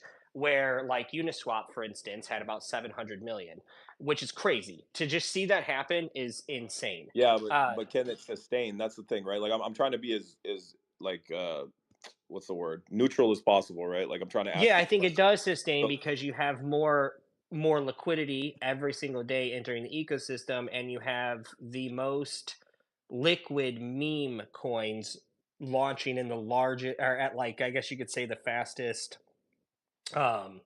rate on Solana. So even though you have meme coins with higher liquidity caps, like higher liquidity, higher market caps on ETH, you do not have the consistency of like drop rate meets gains over time that you're seeing on Solana, because you're seeing a lot more rotation. It's a lot cheaper. People lose less money on gas, right?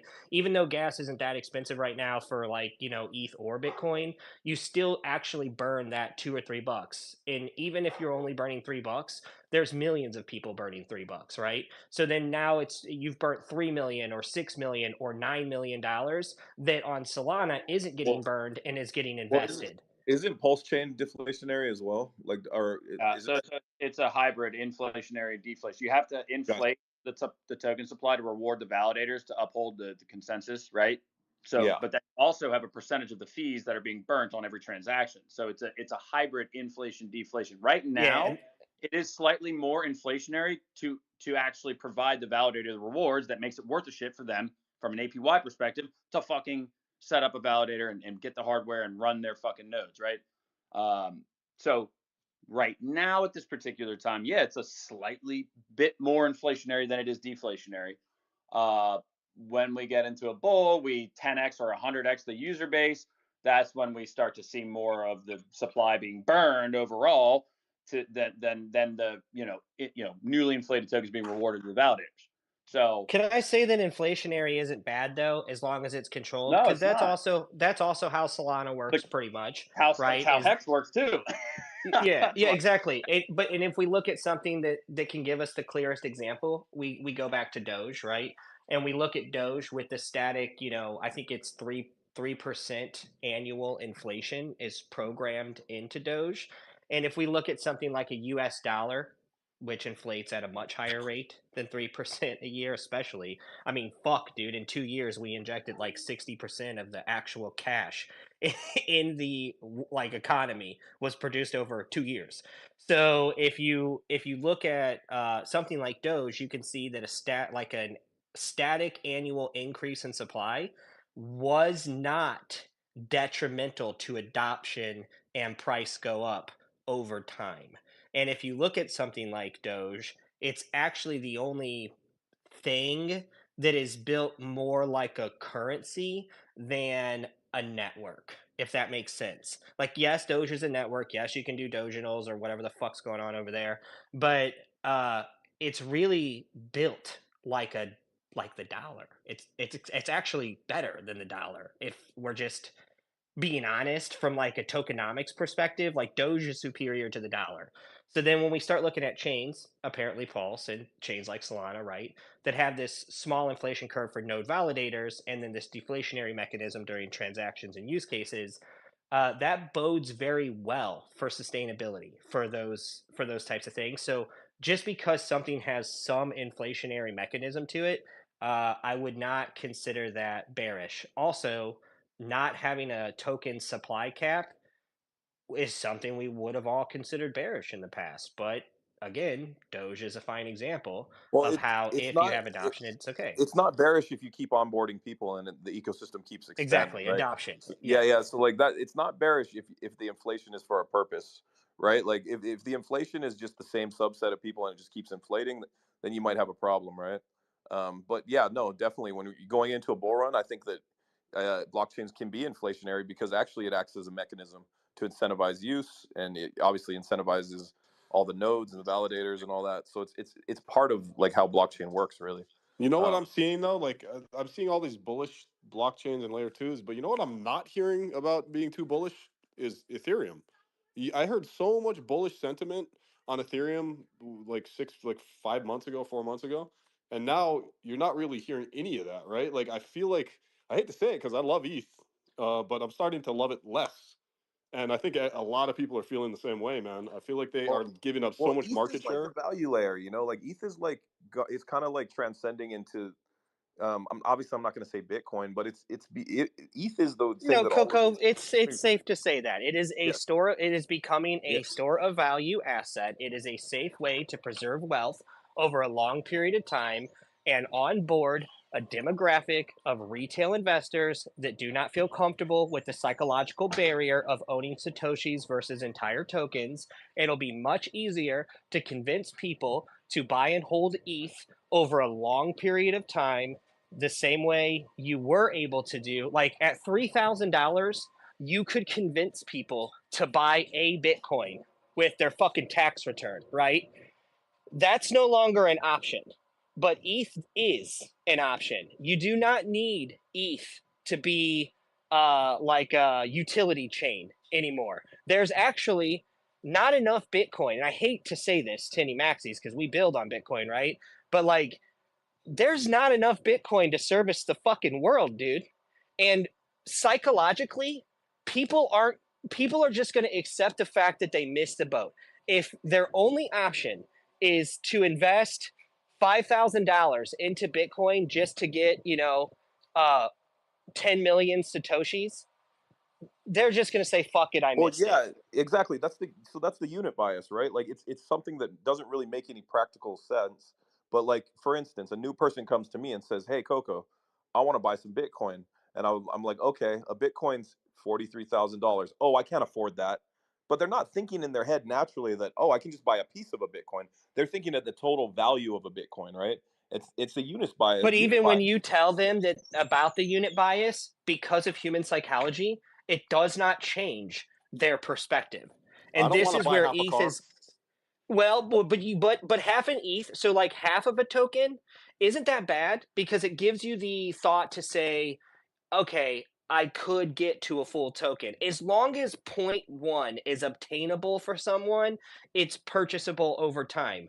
Even with the average like American citizen, and heaven forbid other countries that are in worse situations, affording point 0.1 Bitcoin this year at $4,000 or $5,000 is not actually realistic for those people. So over a 10-year time frame, the ability for the average person to accumulate one Bitcoin does not exist, but the ability to collect 1 Ethereum or X amount of Solanas does actually still present itself to a general public retail investor, right? So for me, it's very clear that Bitcoin is going to service the majority of the wealthiest entities, entire entities, not people, entities in the world as this digital gold replacement, this infinite liquidity opportunity through market making, et cetera, et cetera. And then Ethereum is going to step up. And the thing that everyone really never wanted to be true is going to become true. You've got gold and you've got silver. The rest of it is speculative assets. I mean, at the end of the day, I think that's a bright future. Like, don't think of don't think of Ethereum as a utility chain anymore.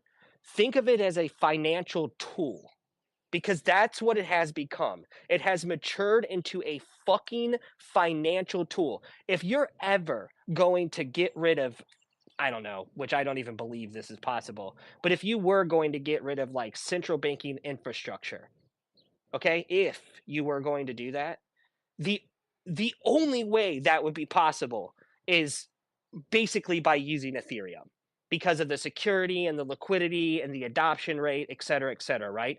Settlements take days. For your bank to give you a money today is it's all you guys know what it's like to try and ask to get like $10,000 out of the bank, right? It's a fucking nightmare. But your account could have $300,000 in it. And it's still fucking impossible to get $10,000 without like threatening them or coming back when the lady fills the vault on Wednesday. It's like, come on, dude. That is absolutely unfucking believable that is a situation that we have to run into. But you have to also remember when you see that transaction take place on your bank account, bro, the receiving party hasn't actually settled that money for like 2 or 3 fucking days. And that's how sometimes you'll have money come up missing that you kind of forgot about, or, you know, when you were poorer, you could even overdraft your bank account, right? Because some payment that didn't process, it took like 5 days or 7 days, and then it ran you over by 13 cents, and now you owe the bank fucking $36, right? So like that kind of shit, that settlement time is still infinitely trumped by Ethereum. I mean, we can, you know, apples and oranges all day about like Solana's transaction and settlement speed versus Ethereum.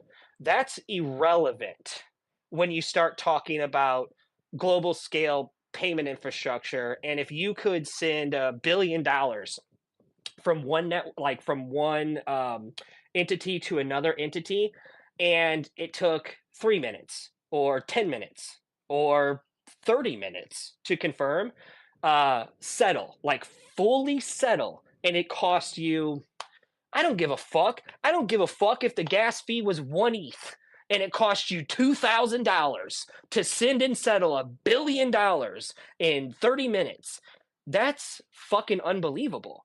And the fact that there's a large enough supply of ETH that it can actually, you know, support a larger user base than Bitcoin does basically prove it as, I mean, it's a fucking store of value and it's a financial tool. For It is sure. no longer a No, utility chain, dude. Chris always has some good points when it comes to that. I want to go to Hex. What's up, man? Yeah, you made a lot of sense there. What's up, bro? Yeah, no. And Chris, I like what you're saying. And I agree. I could see a shift over to, you know, I mean, we know that, you know, Vitalik, the ETH Foundation, they're kind of some questionable things there. Are they rubbing shoulders with JP? You know, we don't know. Who knows, right? But well, JP Morgan does own like a lot of Ethereum, and they have a shitload of validator nodes set up across AWS. So it wouldn't be crazy to think like, you know, moving from a money ledger system to a, you know, digital Excel spreadsheet on the internet, ETH would probably be that option for those, you know, big banks, the settlement, you know, clearinghouses, that sort of thing. Okay. But if I'm a retail investor and I'm coming in, you know, I'm looking for mad gains. I want to make money, right? So where are the X's? Well, Bitcoin, yeah, you may get a 2-3x from here, maybe. And how long of a time frame? I don't know. Ethereum, you might get, you're to do better. You probably get a 5x from here, right? Maybe a 10x. But you look at Pulsechain and you're like, oh wow, okay, I can get for the same investment, I can get triple, quadruple the number of units, and it has a higher likelihood being a, cycle 1, fresh chain, fork of Ethereum, same code as Ethereum, same solidity base, same fundamentals, just better parameters, cheaper to use as a retail investor. Not as easy to get into, but that's DeFi. Learn how to run a local script. Learn how to use an IPFS. These are very attractive things.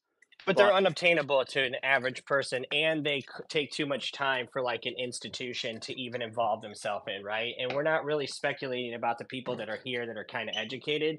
And you're also talking about people that are risk adverse.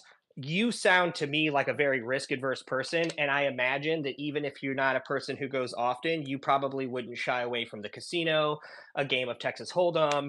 You probably know how to play blackjack. You've probably stood at a craps table in your life. You might even be familiar with baccarat.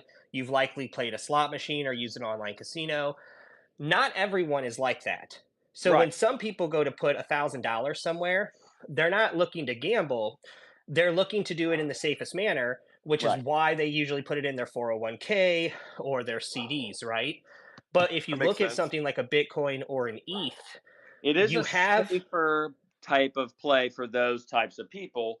But I think it's our job to educate these, noobs, these no coiners coming in about the decentralized finance fundamentals, not your keys, not your crypto.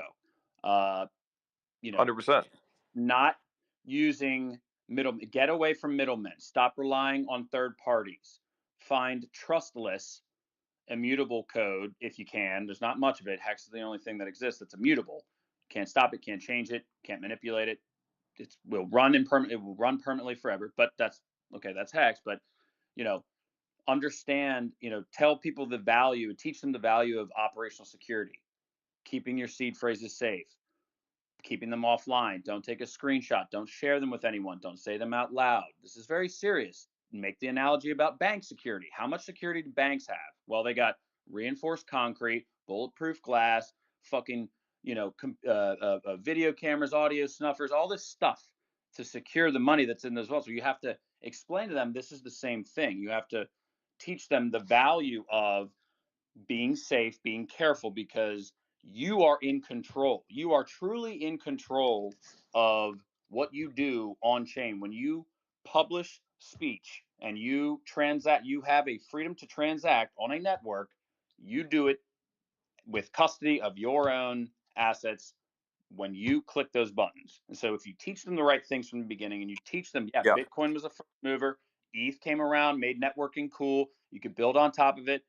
And now there's Pulsechain, which is, an even cheaper version of Ethereum. So you can explain the history and the background and the importance of, and then explain, hey, this is ultimately up to you.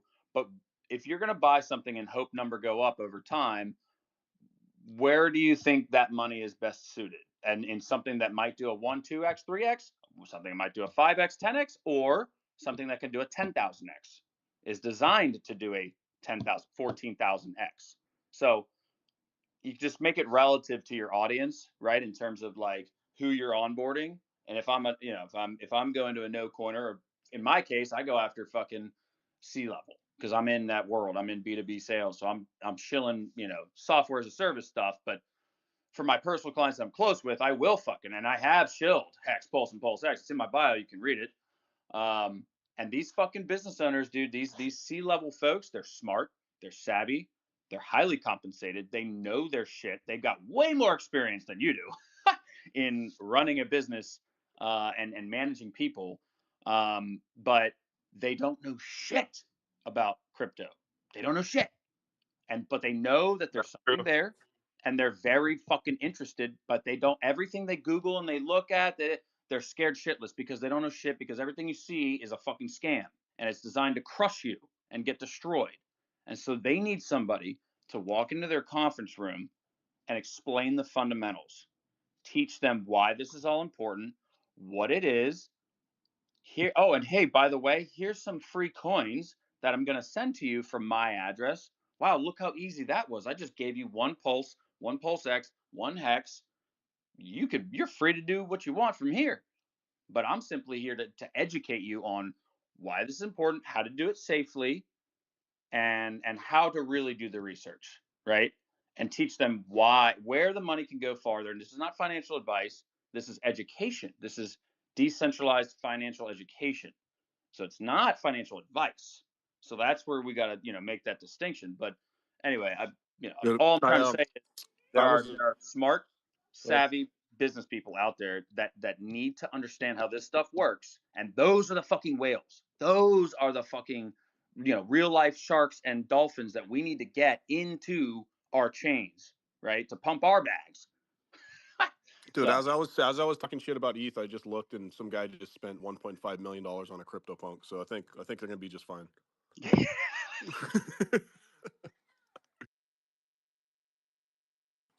So, Coco, are we going to talk about how much jupe you got? And are we going to talk about jupe, or what are we doing?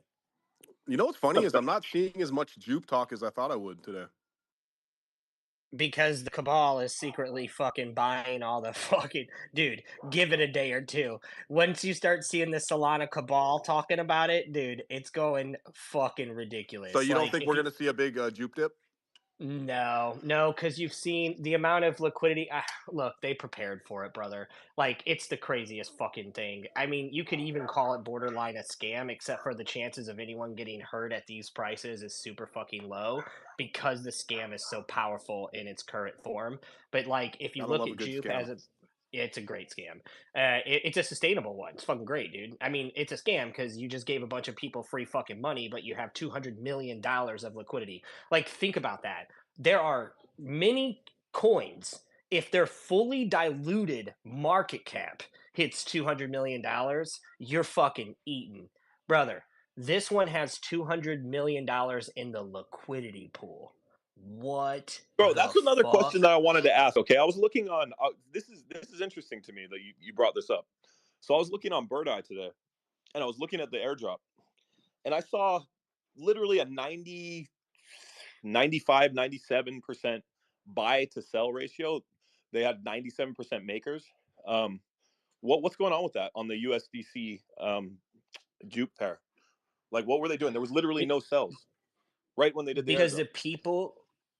the people who got the airdrop in a large enough amount to actually sell a meaningful position have spent so much motherfucking money on swaps, and this is like their payback. This is like if Blur was a successful, like, the point farming thing and all that shit, right? So, like, this is like that. This is like Blur in a way, as far as, like, the amount of effect that it's having, except for we don't have another thing. Like, we don't have like an ape coin that happened, or this thing that happened, or there's no way to separate this liquidity. Like, we literally just have this jupe thing. That's a good point, right? Now we're getting into the airdrop subject, and one of the things that I wanted to talk about a lot, and we've kind of talked a little bit, but we've been talking mostly about Solana and Pulsechain, is Blast, and Blast is gearing up to have a massive airdrop. I like, where do you think, I'm gonna go to Pinky, where do you think on a scale, where do you think Blast's airdrop is gonna rank compared to, like, let's say the Jupiter airdrop or some of the bigger airdrops that are coming this year? Yeah, I don't think it's gonna be at the level of the Jupiter airdrop.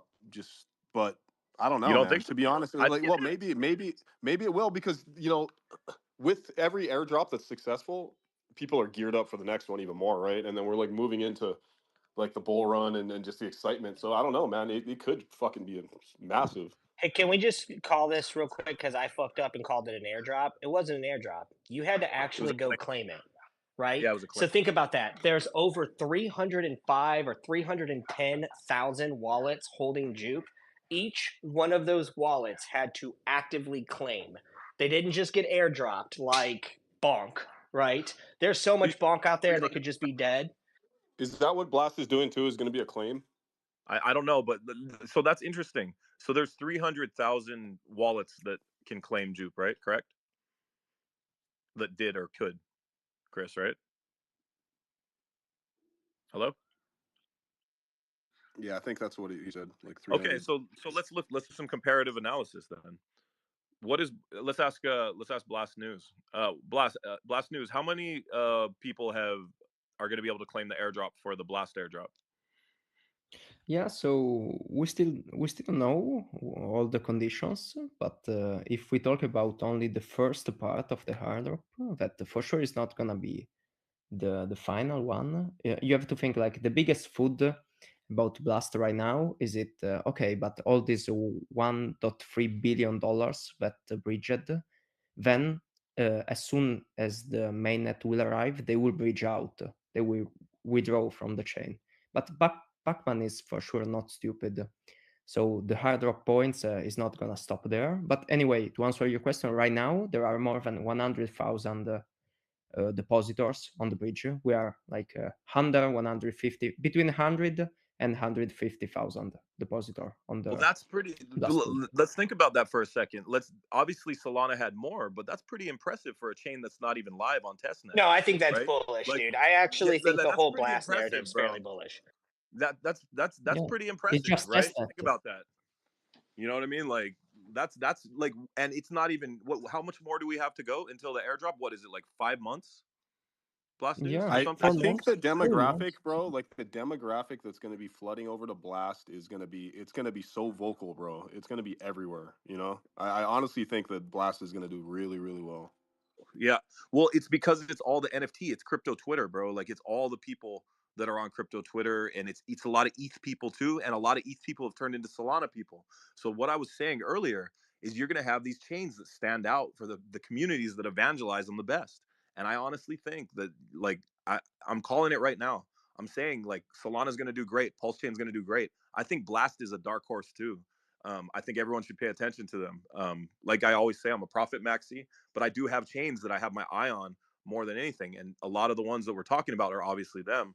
But Blast is the reason why Blast has been really interesting to me is because the metrics that they're doing and the attention economy that it's garnered before it's even on mainnet, right? So think about that for a second. It's only going to grow. It's only going to get bigger, right? So yeah, definitely something to See, pay attention to. I could see by like the time that they launch, they have over 2.5 billion locked up because you're going to get that final influx of people dumping in ETH right before, right when they know there's a week out or whatever. That's how everything works. It always right towards the end, it just gets a huge dump of money flooding in. So you're going to see like that last whatever 2 weeks before they launch, it's going to get pretty crazy. Yeah, so I think Yeah, we're in and the right. even We're sniffing in the right directions, right? The metrics. yeah, even when you check the data, like the money that are bridged, you can't compare with the actual TVL of the other chains because these are all hard assets. When you check like the TVL of Solana or Avalanche, you take in consideration all the shitcoins there as well. But this 1.3 billion on Blast is just Ethereum and dollars. So no shitcoin. So imagine when mainnet will start, the TVL will grow exponentially because usually the altcoins on the chain are way bigger as value than the hard assets. That's actually a good point, right? Like these are the kind of things that we're looking for, right? What's up, Average? No, that makes a lot of sense. I never thought about that. Thanks for bringing that up. What's up, Average? What's going on, man? What How you up? What doing? up, I like those little fucking pizza ninjas, bro. I see Beck and Average out there. Those things are dope. bro? Pizza ninjas. Let's What? fucking go. That's that Bitcoin. This is That's that tech. Bitcoin stuff, Like right this there. is tech in an NFT, baby. You're the most teched out PFPs in the game. Nobody can. You No, guys are clearly, fully into this for the clearly, tech. nobody can tell that we have bags of these things. Yeah, the greatest PFPs I've ever seen in my life. What Have you about the seen apes, the man? Tang Talk, dude? Have you seen the Tang Talk? I'll I'm tell gonna you go what, buy bro. a tank. I'm You sold, bro. I'm send me sold. one, bro. If you send me a fucking PFP, it will be my next favorite, and I will talk about it all the time. Anything someone sends me, I will be super bullish on. What, do you have a public address? Hold on. Yeah. Hey, I have a public address on my Twitter profile. Y'all are free to send whatever you want to it, dude. Dude, yeah. anything I I got a bag of, actively I'm super shill bullish on. my donation address because I'm Isn't like, it who isn't it fucking crazy, send bro? it, Like bro? once I buy something, I get so much more bullish on it. That's so cool how that works. You know, like I And then buy as an soon as I asset and I sell my just get so bag, I kind bullish. of hope for it to dump. Like, and as soon as I sell out, I'm like, man, I hope that shit dumps. Dude, I mean, I'll go one beyond that. Like, if somebody whitelists me or send me a PFP, I'm going to change my PFP. So, like, you know, well, I mean, it can't be like it's got to be like something. It's got to be good. You can't you know what it is. So, hey, average, I got okay. So, so I don't know if you heard the conversation, but like we're talking about like different chains and which ones we think are primed. What's your opinion on? Let's just talk about the ones up here. We got Solana, obviously BTC and that ecosystem that's building out with ordinals and stuff. We got Pulsechain and we got Blast. Like, give me your take on all four of those in a minute. All right, so around the horn. I mean, it's clear Solana is the leading chain for volume going into this cycle. You can't argue with that. I've tried to argue with those kinds of metrics before in previous cycles and tried to choose comparable chains, and I've been sadly depressed by that result, by the results from that decision. So like going into this cycle, really looking forward to Solana and all the volume that's going on there, and I don't really see that changing anytime soon.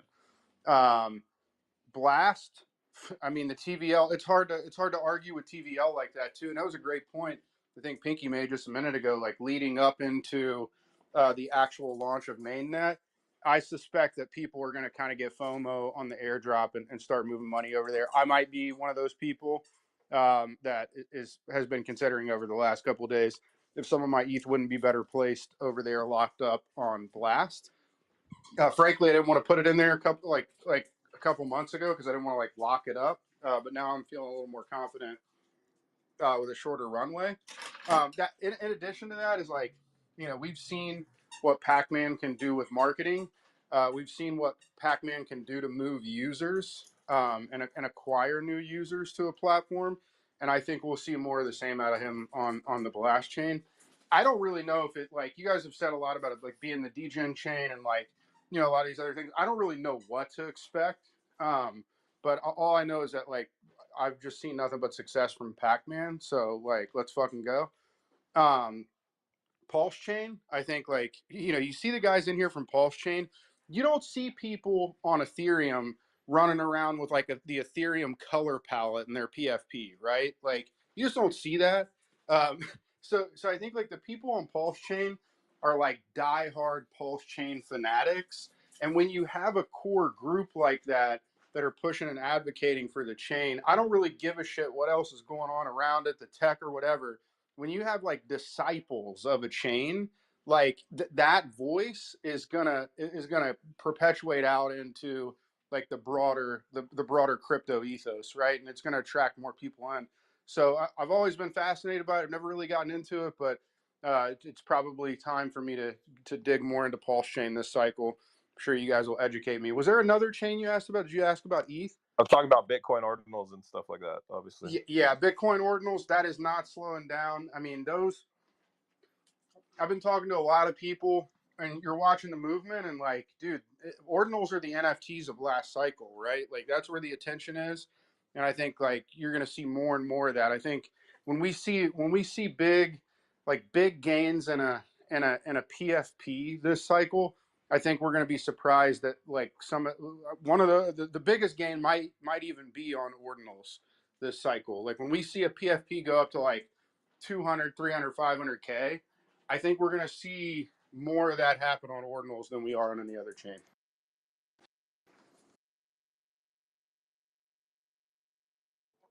Okay, I agree. Those you Bitcoin dudes you got a lot of damn money. If you ever go fish around those wallets, bro, those Bitcoin wallets, every single person has millions. Every single one of them. Yep. Well, you saw two transactions today. One 31,000 BTC moved, and another 31,000 BTC moved. Cold, very very cold. Hadn't been touched in a long time, and it's just very interesting to think about where that's going. Who has that? It's like $1.4 billion in value. Anyway, Execute. What's up, brother? And they're collectors. Like they're collectors on the Bitcoin blockchain and with ordinals. Like these aren't people that are just like buying and selling and flipping. I mean, some people are obviously, but like when you look at some of the mints that people are doing right now, like these ninjas just minted out at 0.03 Bitcoin. Like that's a pretty hefty mint.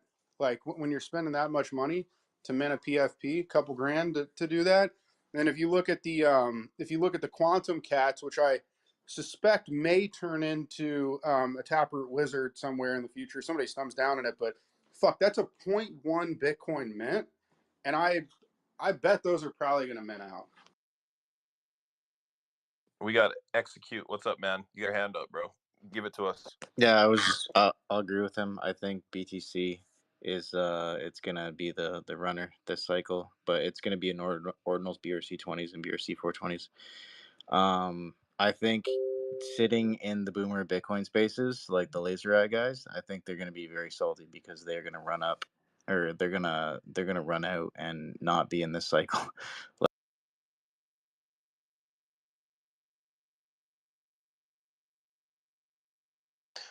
Yeah, Also, I brother. think the cycle. You're kind of cutting out, bro. Do you maybe go closer to the modem or something? I think you were chopping out there. Execute. Yeah.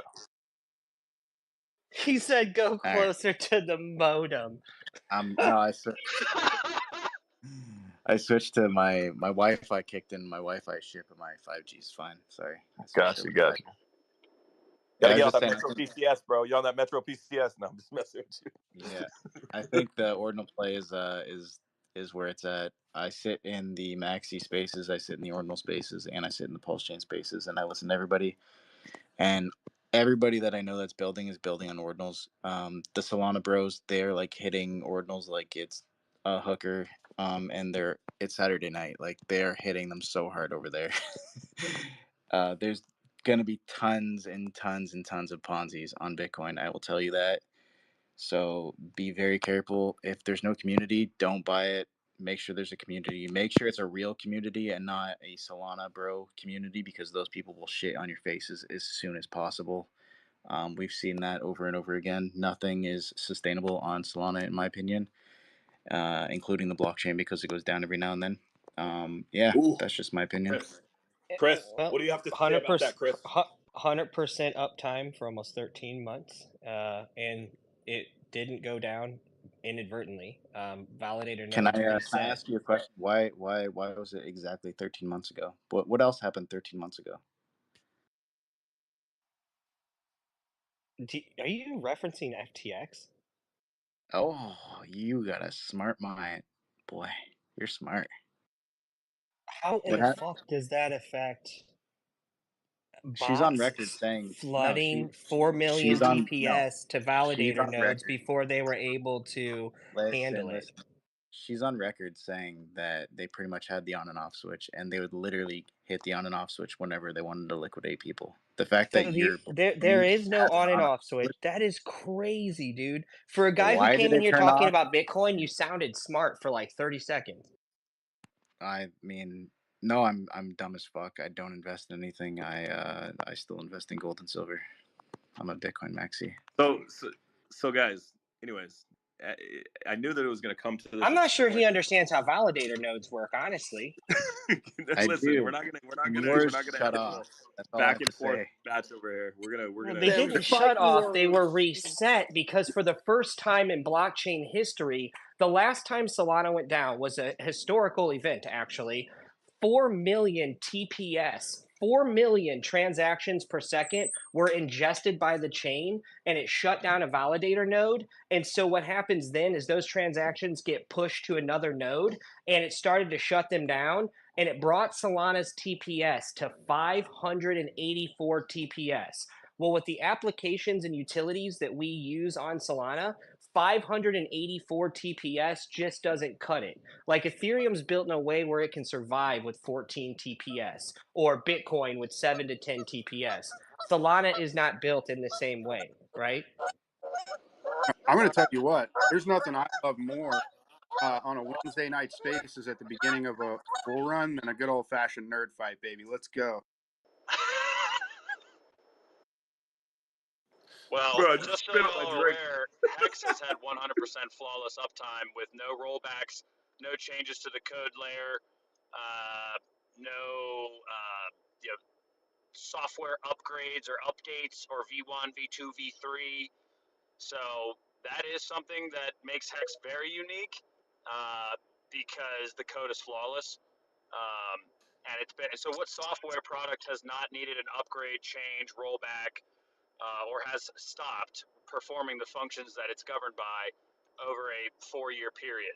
You can't name it. You can't compare it to anything else. It's in its own class. So I just want to show that. You know what's funny, guys? Like everybody's shilling their chains. Like You guys are doing it all wrong. The only thing you got to say to people is you're going to make more money over here. That's it.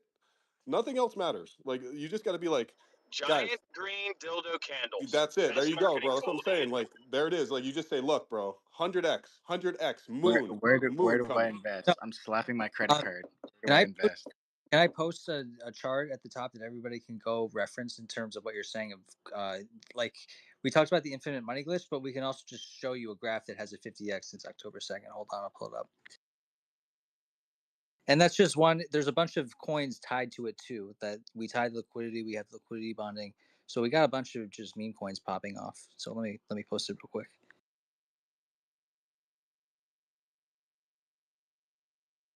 Yeah, if you look at the charts on Pulsechain and including like the blue chip tickers and then all the other PRCs, they all fucking move up and down together, man. It's wild to see like this social experiment of wealth redistribution, but then how do the humans apply the values to these tokens when they're all bonded together in their liquidity pairs, and then you see them all move and rise up and down on the chart together. It's fucking insane.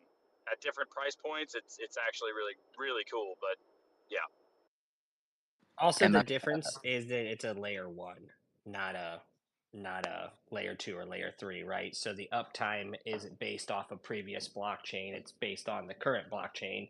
And again, if I were to pull the metrics on liquidity, daily confirmed transactions, active wallets, NFT volume, DeFi volume, there's a big difference in a tried and tested network and then a network that has seen far less activity or users, right?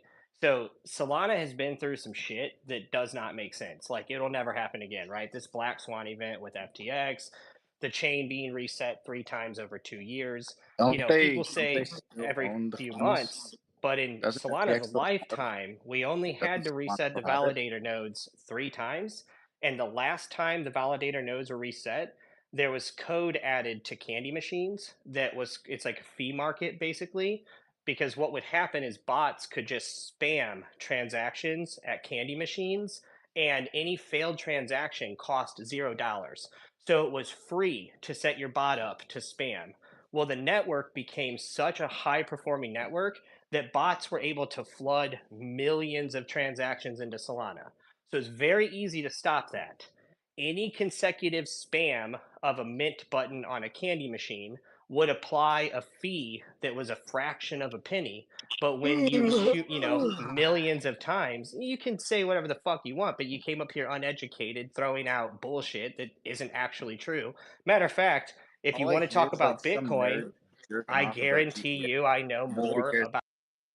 All right. Like Average was saying, you nerds stop fighting. Have some fun. We're not gonna yell at each other. Hey, I do love, I love the level of education that Chris brings. Like, Chris is so Me smart too. technically. Chris is my homie. Like Chris is my and homie. ex- I and love listening execute to him like talk. yeah, we're joking. Like, we're obviously joking, but you guys bring like such a wealth of knowledge. Like, it's good for us to hear this shit, because like, I don't know, like, I'm just a fucking sales and marketing. I'm a nerd, but I'm a sales and marketing nerd, not a tech nerd. So I don't know what the fuck I'm talking about, which is like the cool thing. same.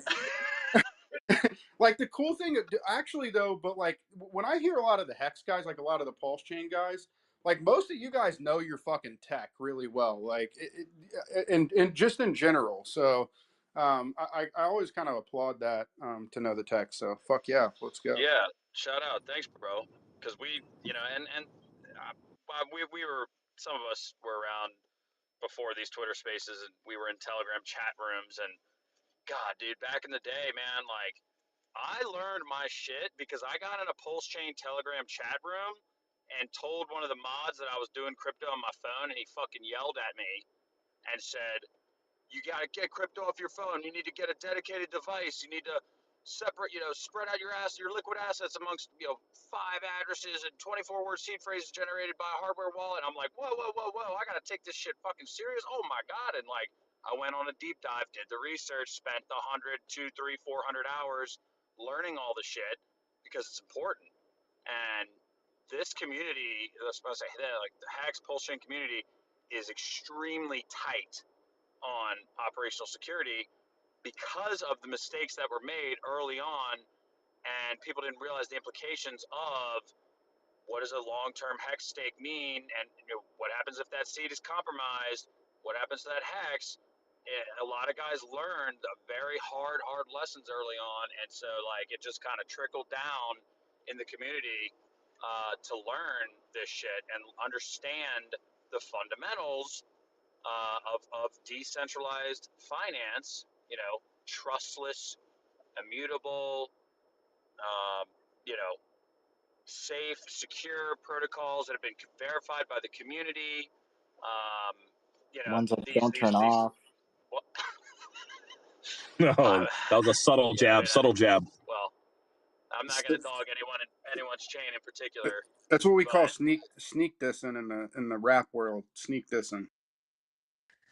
Yeah, like listen, Solana could shut off for 4 months and it would still have outperformed all of your favorite chains combined. Is the crazy fucking part. Hey boys, I think I can really help with this whole validator conversation, eh? Go for it, Rampage. Fucking hoser. I'm just kidding, guys. But honestly, I really like Solana these days. With the gas fees and how much cheaper transactions are, it's very apparent too that users like the lesser transaction fees too, because they had dealt with issues last year, which we were talking about. Chris, kind of disappointed that I didn't invest in Solana earlier, because once it did break that $26 resistance that I was having a hard time getting over in February, March, I should have known that it was going to take off. But I missed it. Long spiel done. Well, you haven't missed Rampage? Pulsechain. What's up, buddy? You haven't missed Pulsechain. Look at the price. It's 3 zeros, dude. We have my friend right now. We have my Australian friend cost. Sam. So something to consider.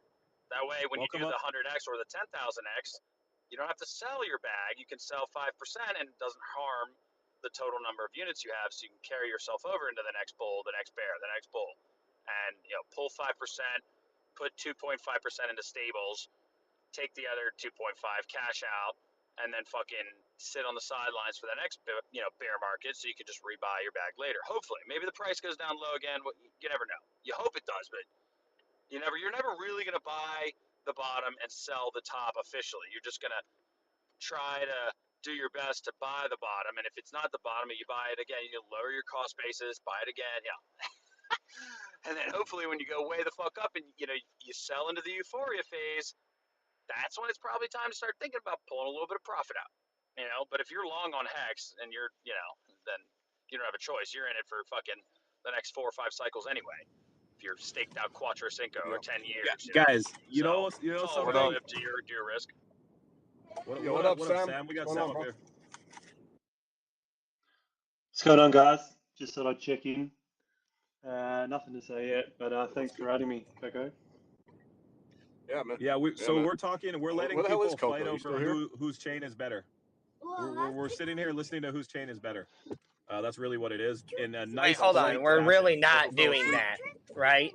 Because there's not actually a question. It's like, come on, guys. There's not actually a conversation to be had. Bro, my shit is cutting out, bro. I'm just a marketing guy. I'm not completely savvy with the tech behind it, but I mean, you look at the FUD and the shit that Solana went through the FTX sort of scandal, and everyone was saying it's going to zero. People were shorting it at $7, thinking it was going to go down. And now it's sort of led us into this bull market, or this mini bull that we've got. So, I mean, there's no... And saved all the FTX investors, by the way. Yeah. All of them are going to get paid back in full. Exactly. And so there's no denying that, the Sol community, even though, there was jokes going around that someone's going to kick a fucking power cord out and the whole thing's going to go down again, it's undeniable that the community supports it. And that's sort of number one, isn't it? Adoption and usage. So, I mean, from an outsider who's not really savvy with the tech, that'd be my vote. Yeah, really, we should schedule a monthly outage just so the other chains have an opportunity to look like they're running the same race, right? If we could just shut Solana down for 24 hours each month, you guys would accumulate enough transactions in that 24-hour period to look like you're running the same race, but you're not. Bro, is everybody rugging right now? What the hell is going on here? No, dude, everybody's good. We're all having a good time. Wait a second. Wait a second. Can you guys hear me? Hey, you know, dude, you know what's funny? I'd like all of you to go around and say something nice about the other person's chain for a second. Let's all just hold hands and say something nice and Hex is a beautiful. super nice guy. He makes me feel friendly. Rampage, we recreated your avatar. You have no idea yet, but it's going to be sick because me and you have never met. Wait till you see that. Also, Goosenals is legit as fuck. Either taking a shit or passed out. So I don't know what's going on. Dude, I all I gotta say is I know I told all of you, I told everyone, sell me all your soul at $3 and fuck off. I told everybody that. Nobody listened to me. And I went, I'm happy and I'm proud. And then I went bankrupt, $8.1 billion. But you know what? We had it all staking in validator nodes, and we're going to pay them all back. Well, wait, you're not talking about Sam Bankman-Fried? No, I'm happy. I'm happy I aped 300K into Sol at $3, man. And I'm doing, I'm Wait, proud 2 of years ago? Wait, what? You're not doing too bad. No, I'm just kidding. I thought it was I going watched a crypto influencer guy, some British guy, fucking market buy $87,000 worth of Solana in January of 2022 when it was like 130 or whatever, something a coin.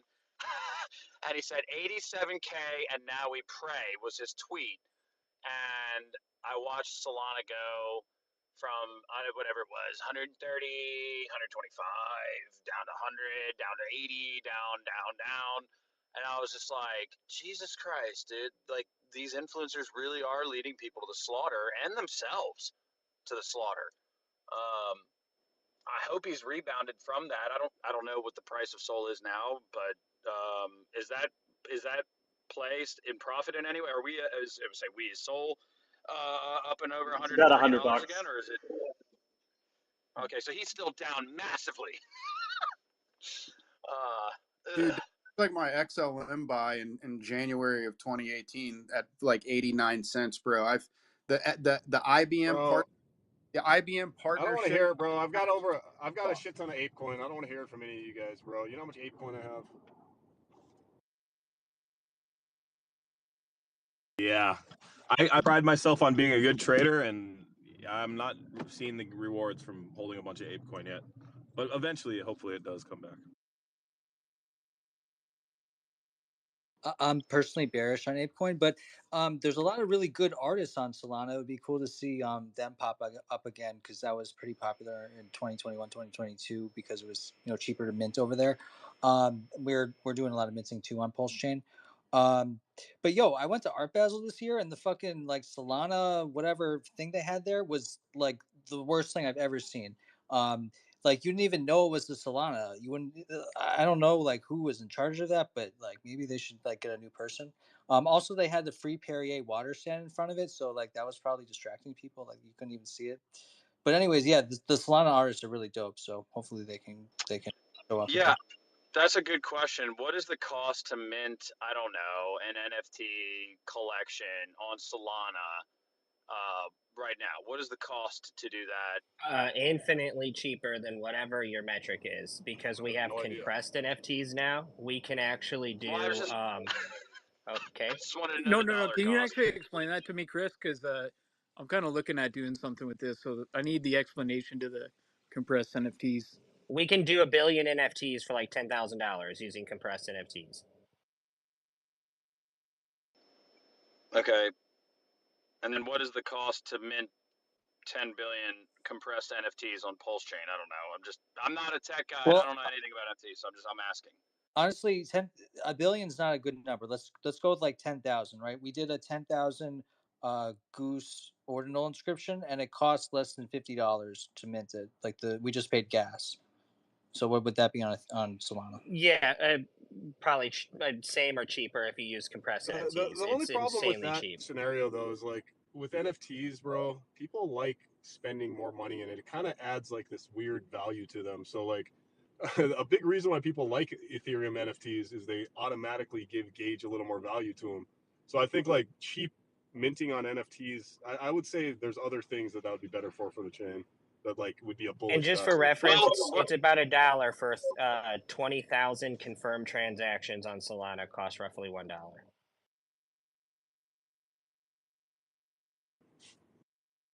Yeah, I guess I was just thinking about it. I can't hear anybody.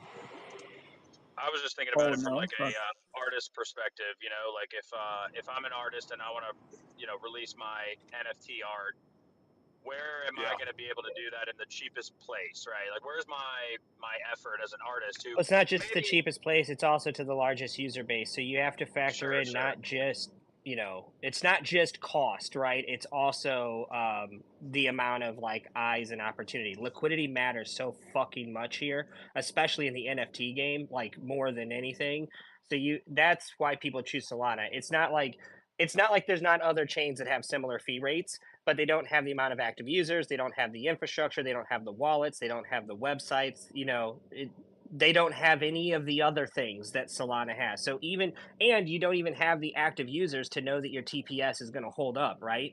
We have Solana, and this is without Fire Dancer. Dude, when Fire Dancer hits, guys, it's going to change everything. Like, you think Solana's fast and cheap now? Wait until Fire Dancer goes on mainnet over the next few months. You're going to see a 10x increase in TPS and a fucking 90% decrease in cost. I And then you literally can't stack hear that on anybody top of right now, so compressed NFTs, this it is just gets gonna be an open absolutely space. fucking ridiculous.